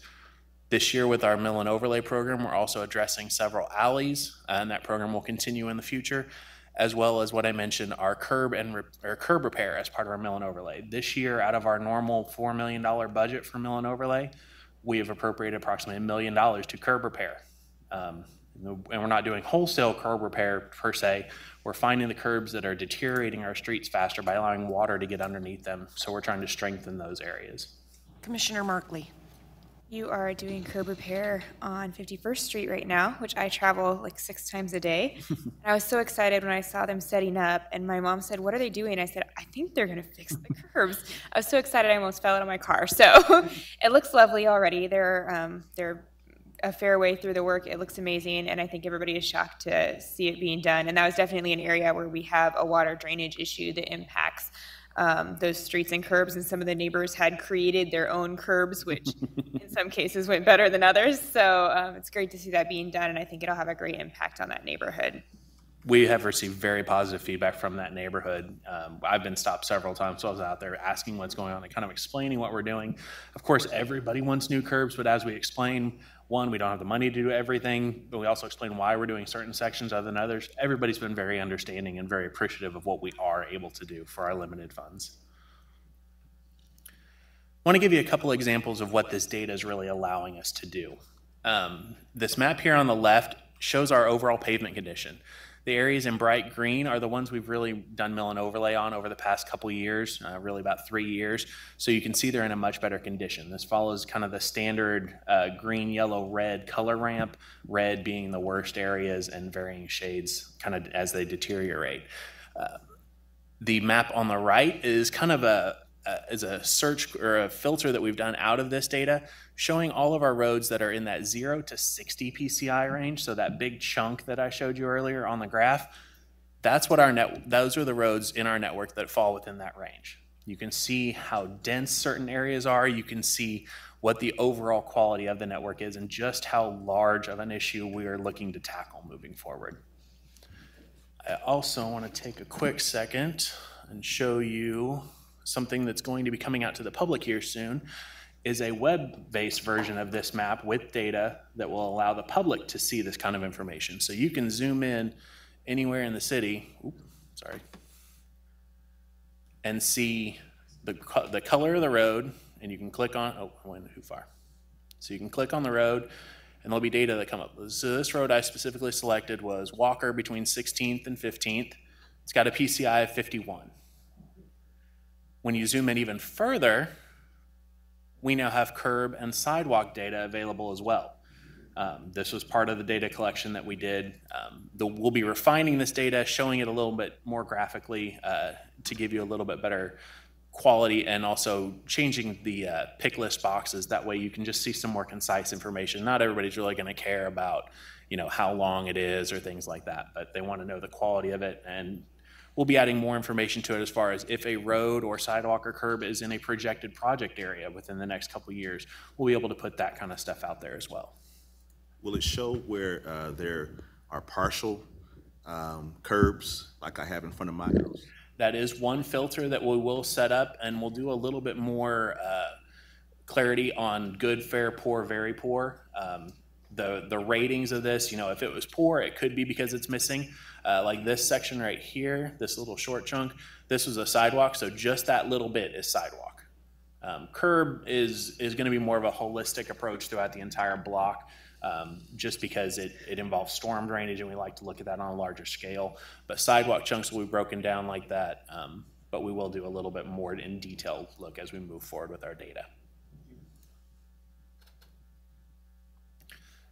So the next steps, we want to remind everybody of where we're heading with this. We're going to continue the analysis of our data and bring it back to you in more fun ways moving forward, as if this wasn't thrilling to everybody already.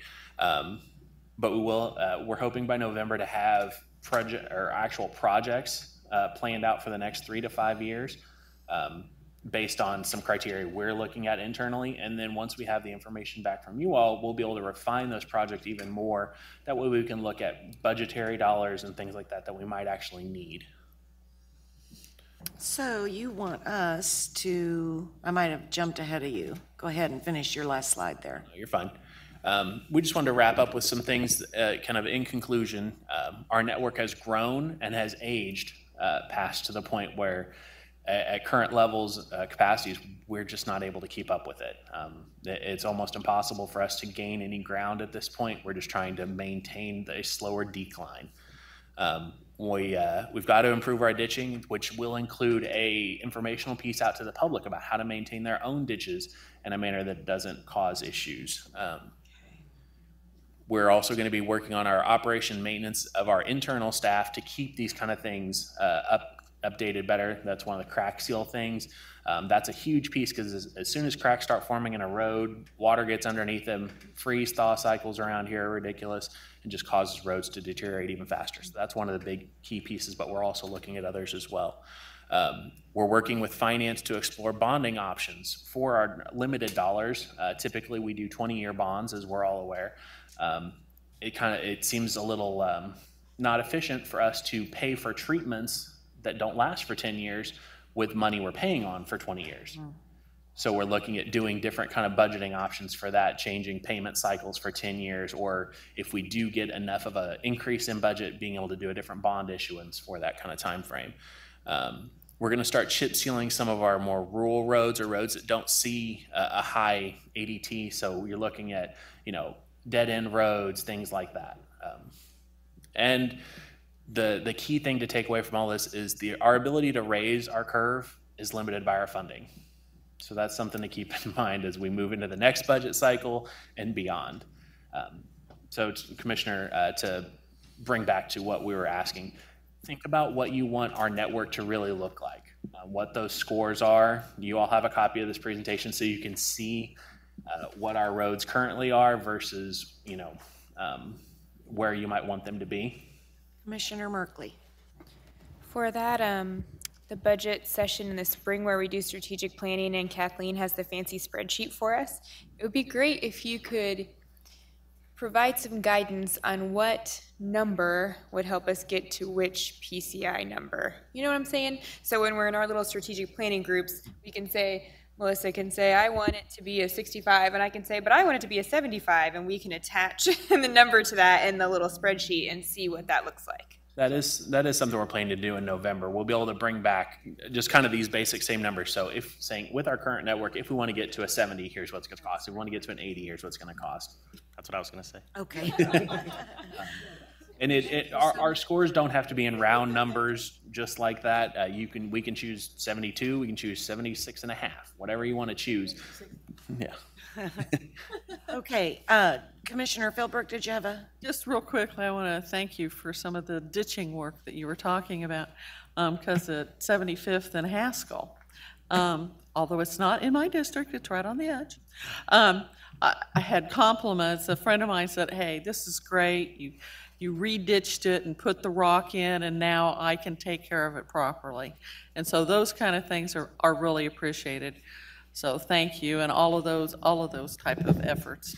Commissioner Johnson. Thank you. And final comment. So you gave us this total network approach versus the functional classification approach. Yes. Do we currently have any approach right now to how we do, to the method to our madness? The method to our madness is what's referred to as the worst first approach, meaning we look at our roads that were milled and overlaid the longest ago and go out and look at those and try and address those because those are the worst.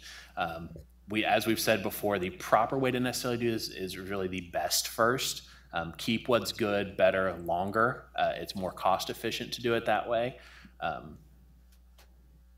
So I like I think I like the functional classification approach. That's just my 2 cents. And so I will say that I think I can speak for the whole committee when I tell you that a reminder in a few weeks to go out and do our driving assignments certainly would be well received by this committee. Absolutely. And we look forward to having you come back, and we'll give you more feedback on what we think as far as a goal for PCI. Any other comments or questions on this item? We welcome input from commissioners that aren't on this committee as well as your constituents. That's one of the reasons we put such a varied list out there. We tried to pick a bunch of different areas throughout the city to give people good ways to go look at. I think that's a great reminder that we can all do this together. Okay, if there's nothing else, this meeting is adjourned. Thank you for your time. Thank you all very much for your time and your patience. And I will turn this over to Commissioner Merkley. Remaining committee members, do you need a break or do you want to head right on in? Let's go. All right. Thank you, Tom. Thanks, Tom. Thank you very much. He's always glad to escape before the next round. All right, I will now call this meeting of the Administration and Human Services Standing Committee to order. We want to welcome everyone to the meeting. Public comment is welcome on any standing committee item. Everyone, please use your microphones to state your comments. Would the clerk please call the roll? I can't see her. There she is. Roll call, Philbrook. Here. Johnson. Here. Kane. Bynum. Here. Markley. Here. We have no minutes to approve since our July 23rd meeting was canceled. We have only 4 items on this committee agenda, and the first one is an interlocal agreement with Johnson County related to the use of My Resource Connection. And Alan is here to kick us off. He is a dual committee presenter tonight. That's right. Get them all done in one night. That's right. My wife appreciates that. So our purpose here this evening is talked about My Resource Connection and to request approval of an interlocal agreement that will allow us to enter into a contract with Johnson County. We'll talk more about that. I'm joined by a number of folks up here this evening. To my right, Julianne Van Loo from the Health Department. Chris Schneeweiss from Johnson County is here with us. Casey Meyer from UG Legal. Who do we have here in the back? We have Crystal Sprague and Ryan Lockamy. And we have Randy Holstrom from Wyandotte Incorporated as well. So thank you all for joining here this evening. So where's the clicker? Right, Jason, you got that.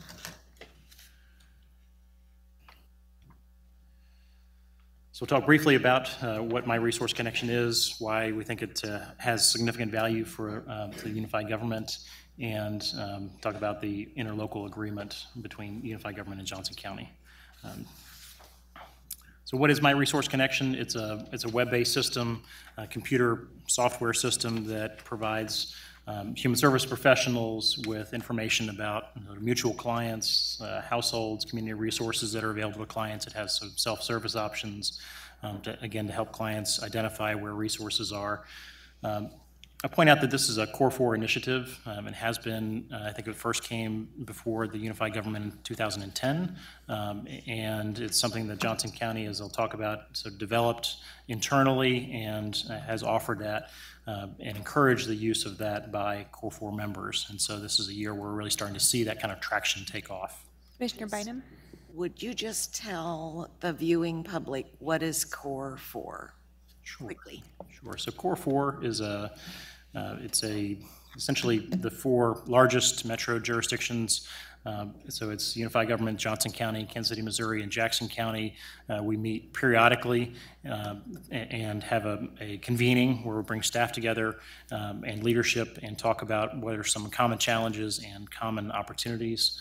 And from those conversations have emerged a number of different ways that we're collaborating together, and this My Resource Connection is one of those that was, I think, from the early days.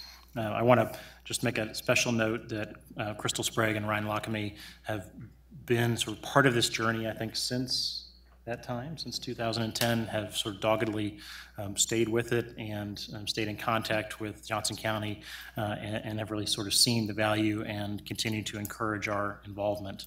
So we really appreciate their continued support on this.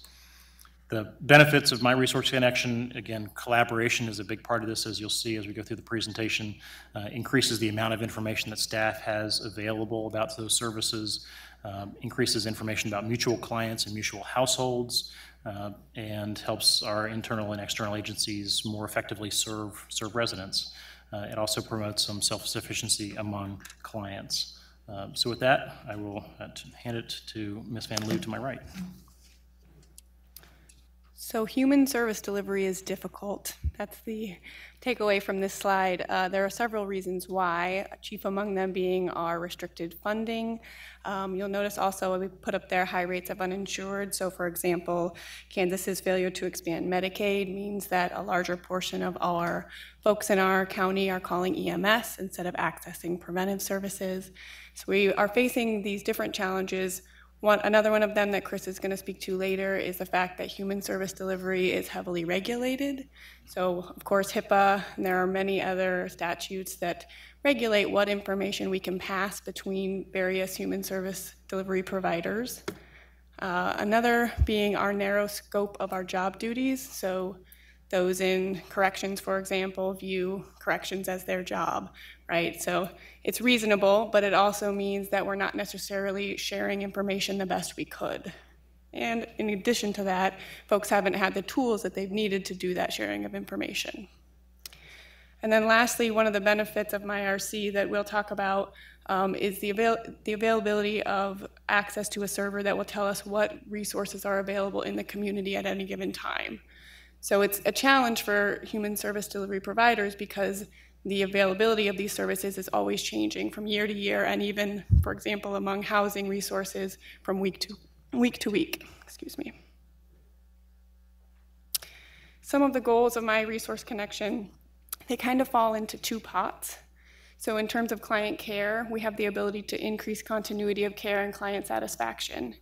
So someone from, say, Wyandotte Inc., our largest mental health provider in the community, being able to look into a system and see if their client has entered the ER, for example, is really helpful in terms of that continuity of care.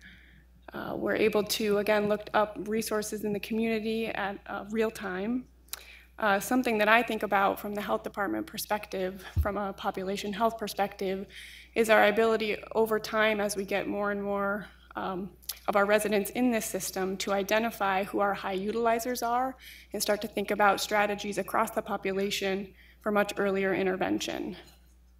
From these interventions, eventually over time, we hope to be able to create financial savings as we stabilize our clients earlier and we reduce our calls for unnecessary services.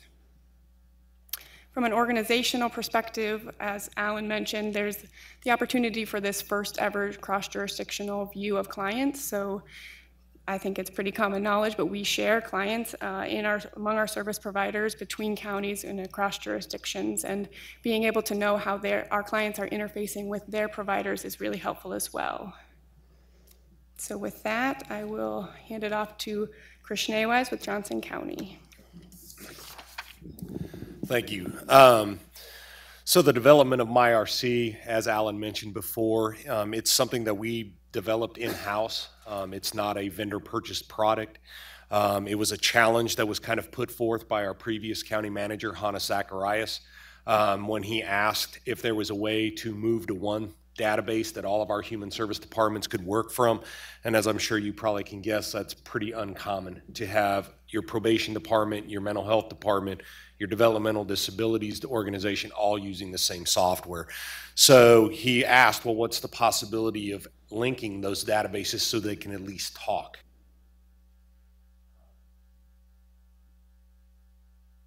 I'm dying, apparently. He pretty much got laughed out of the room because everybody said there's no way that's possible, that's cost prohibitive, it would just take too many resources. And then there were 3 guys in our DTI department, Department of Technology and Innovation, specifically our AIMS department that do GIS work, that said, let us give you a proof of concept. And that kind of is what got this ball rolling. So we've been doing this for over 10 years. The resources that you keep hearing about, we have an MOU with United Way 211, so any of the resources you're going to find in 211, you can find in My Resource Connection. They give us full access. And it is not just for the Core 4 region, as Alan described, it's actually the 9 surrounding metro counties that we get resource data from. The other thing that we did, though, is we've also worked with nonprofits, hospitals, different organizations to eliminate the paper documents, because everybody had a resource manual. The problem is you print that 3 months after you printed it, it's out of date because somebody's left, phone numbers have changed. So what we've done is updated that information into electronic data that either we maintain or that organization maintains. The future development, as it's listed up here, we are currently hosting My Resource Connection right now for Douglas County, Kansas, so Lawrence. We are hosting this for them. Our goal is to bring the unified government on board, and then we're also right about the same spot with Kansas City, the city of Kansas City, Missouri, to again provide more of that regional look. I am also, as well as being a senior management analyst, I'm also the HIPAA and healthcare compliance officer for Johnson County. So I know way more about HIPAA than I ever wanted to know. And being involved in this project, you start to understand all the different rules and regulations that apply to sharing client data. But I want to let you know that we've enlisted Spencer Fain Law Firm. They are our law firm that helps us with HIPAA and healthcare related issues. We have worked through every possible HIPAA, 42 CFR Part 2, every other, to find a way to appropriately and legally share client information where it's appropriate. And one of the other things that we provide to everybody is that this is the most heavily audited application in Johnson County government. So when you think of our mental health department, you think of our IDD services, our public health department, we are audited more frequently than they are. Twice a month, we have an audit that is completed of random sampling of users. There's an audit trail that's naturally kept for up to 6 years per HIPAA. We've updated releases of information, notices of privacy practices, so that all of our departments are letting our clientele know how their information is being used. Sir, so when we join in this interlocal agreement, then that audit helps us as well. Is that right? That is correct. So this was Hannes's favorite. I always include this. This was Hannes's favorite slide whenever he and I would present. It's the, case managing Wally. We actually had a client that was in Johnson County government, that when we started linking all these data systems together, what we found out was that this individual was working between, because we also have some state data that comes into MyRC, parole data. This individual was touching almost 16 different organizations at some point. They had, at one point, 8 different case managers that they were working with, which, if you can think of that, you're talking probably about 8 different case plans, 8 different treatment plans.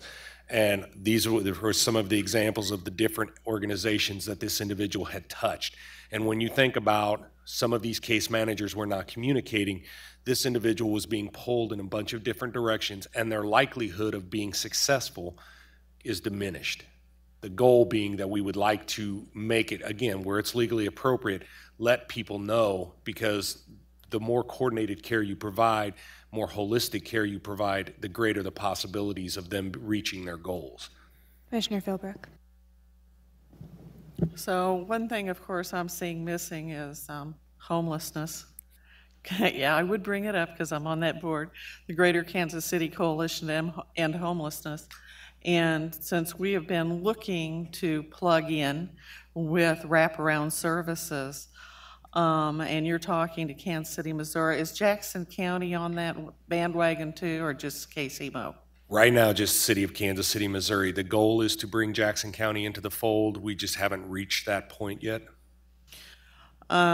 This is not the time to talk about that, but you know I'm going to want to talk to you about absolutely. More, and I'd appreciate a conference. Thank you. Sure. So this is an example. This is actually screenshots of what MyRC looks like. Naturally, all the identifying information has been blanked out so that you cannot identify who somebody is. But once you're logged into the application, when you pull clientele, you're going to have the red flags that are out next to the client ID. That's how individuals know that, hey, this is a mutual client. That's what we call our mutual client flag. So in this case, this individual, they're involved with, in Johnson County, we have the co-responders, which are mental health professionals that are embedded in our police departments. So this individual has interacted with the Olathe co-responder. That's the first, see if I can point there. Yeah, that's this first one right here. They are currently a consumer of our mental health department. And then right here, what we're looking at here is their information from our Med Act. So if you notice, this individual has been, we get what's called our first impression, because an EMT cannot diagnose you. They can simply show up on scene based on the symptoms you're showing. Here's what we think is going on.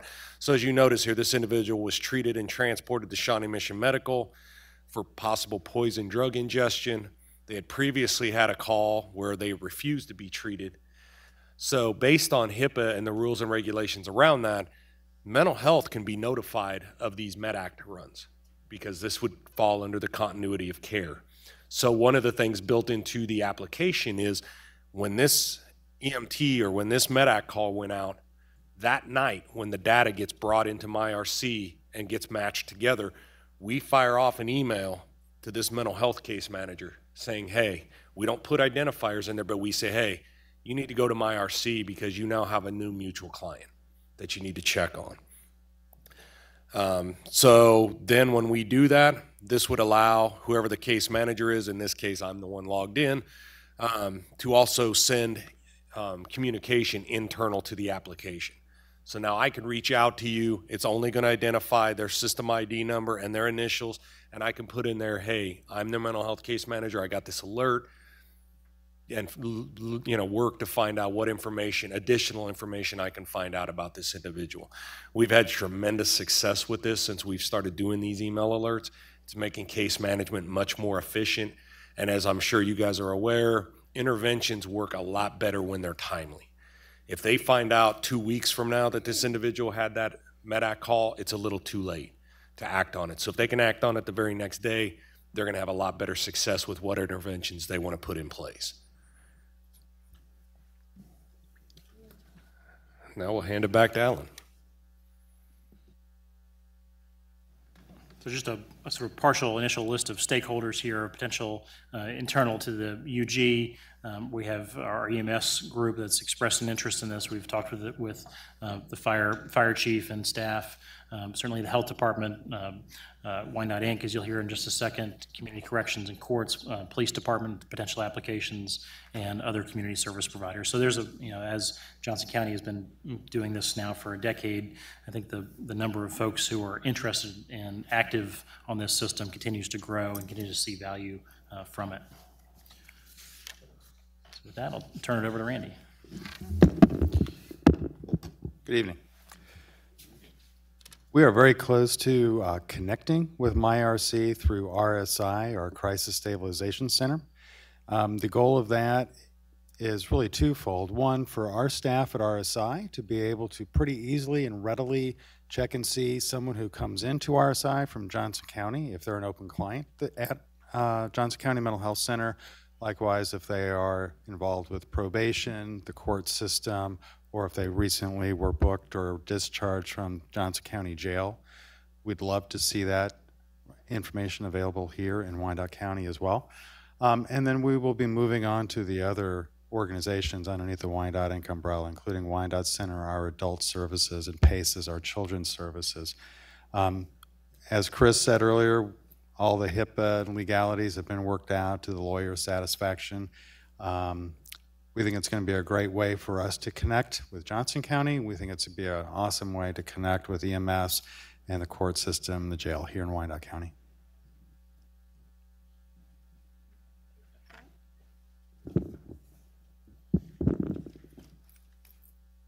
All right, so next steps, again, because this is a contract between jurisdictions, it requires the commission approval. Casey, I don't know if there's anything you want to say to that.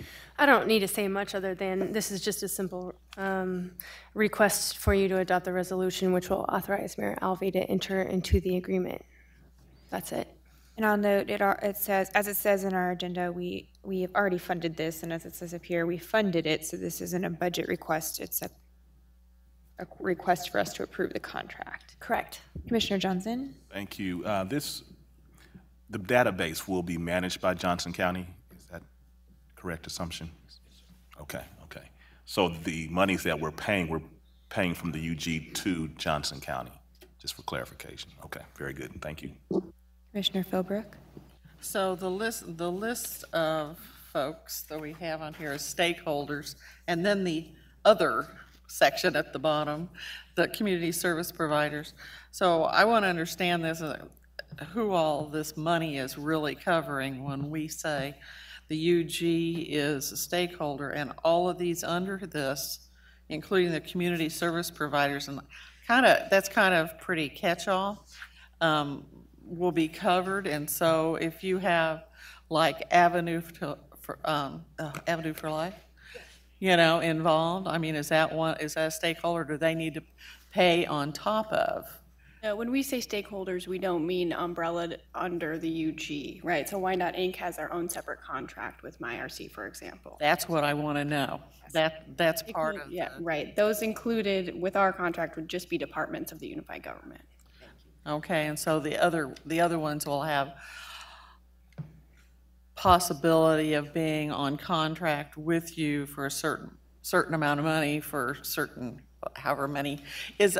I guess I don't want to ask right now, but later on I would like for you guys to tell me a little bit on the basis of how you create those contracts, and because we're going to have a whole bunch of people that need to be involved in this and sign on to this, and probably some of them already are, but not all of them. Sure, we're looking at a phased approach. So this first phase, 2019, being EMS and health department and corrections, and then expanding from there, because there will be a lot of different entities that could potentially play in this sandbox. So, yeah, I know I know it's very complicated. I understand more than I want to understand, and so I appreciate that. But I'll reiterate, I do want to talk to you guys a little bit more about that, so I understand better what's going on, so I can make comment to those folks who could sign on to it. Yes, that'd be great. Yeah, and I'd be happy to, go ahead. Have a motion? Yes, second. Okay, we have a motion and a second. Do we have any additional comments? One quick comment. What were you going to say? And then I have a comment. I was just going to say I'd be happy to talk to any of the commissioners about Wyandotte Inc.'s process and signing into MyRC and how that's gone. And I was just going to say quickly, I was working for Wyandotte Inc. in 2012 or before when I saw this presentation. So I'm grateful that it's here finally, 6 years later or more, probably 7 or 8, but because it was clear to me at that time the value. So I'm really happy that we have a motion in a second. All right, roll call. I'm sorry, I did not get the maker of the motion. Mike Kane, and then Johnson is the second. Okay, so roll call, Philbrook. Aye. Johnson. Aye. Kane. Aye. Bynum. Aye. Markley. Aye, thank you all very much. All right, that takes us to item number 2, which is an ordinance, I don't know why we didn't do this a million years ago, modifying our current standing committee times. It's brilliant. Yeah, if you want to. Move for approval. That's an astounding presentation. I do have a motion and a second. I will take roll call. Roll call, Philbrook. Aye. Johnson. Aye. Kane. Bynum. Aye. Markley. Aye. Please tell what it is. Should we say what it is, maybe? Nice. Yes. Do you want to give the 30-second overview of what we just approved?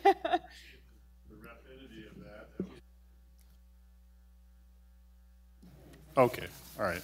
Jeff Conway, and as a new employee, I wanted to bring you the simplest and the easiest. So I appreciate that. Really what it does is just aligns the language of the authorization for the procedures of the commission to what your current practices are.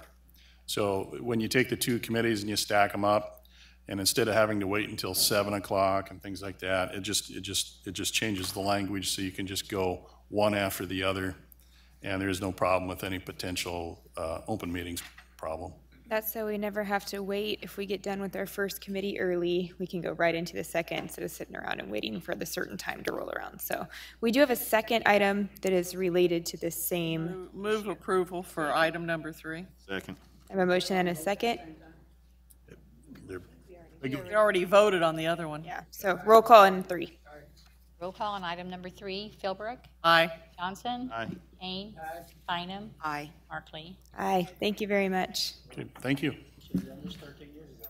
No kidding, yeah. Welcome aboard. Yeah, come back anytime. All right, our final item is a charter ordinance revising the transient guest tax. We saw a presentation on this last meeting and it's back before us with revisions today, led by Kathleen. Hello, good evening, Commissioners. This is a follow-up item on the transient guest tax ordinance. We are proposing some wording changes or administrative changes to the ordinance, and so we're bringing this back. I just wanted to, provide you a visual of the differences or what's prompting us to change the ordinance slightly. We're not changing the rate. But back in 2017, we started collecting transient guest tax revenue as a result of the area where the Star Bonds financed the Legend shopping area. So you can see that in 2017, it jumped up quite a bit with the additional $2 million each year coming into the fund. And then again, here's a little bit of a history on how we've been spending the transient guest tax money in accordance with the ordinance. And so here's the CVC or the CVB, the Convention and Visitors Bureau contract roughly increased 40% since 2015. We're in the middle of doing a Memorial Hall windows project, which explains this jump in the capital category. And then these are all just reserves for future tourism and convention center projects, which are not designated specifically. So based on the conversation and direction of this committee, We added one sentence to the proposed revisions, which was to allow for just a minimum level of funding for tourism promotion in order to ensure that that funding level that's currently in place continues into the future. It doesn't set a max, it's just ensuring that that funding continues. We also took out any kind of wording regarding expanding economic development, tourism-related economic development. We took out the word expanded. So with that, everything else was the same. With that, I recommend your approval. Second. I have a motion and a second. Are there any comments from the public? I want to thank you. I'm the public. I want to thank you for making those adjustments. I know, I'm special public, for making those adjustments so we do have a minimum. We did have that concern, and thank you for addressing that. All right, I do have a motion and a second. I will take roll call. Roll call. Philbrook. Aye. Johnson. Aye. Kane. Bynum. Aye. Markley. Aye, and that concludes our meeting. Thank you all for your attendance. What's left of you?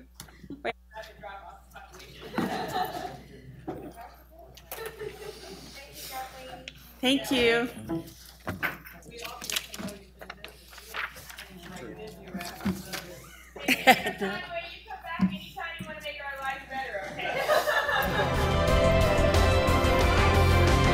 This is UGTV, your local government channel.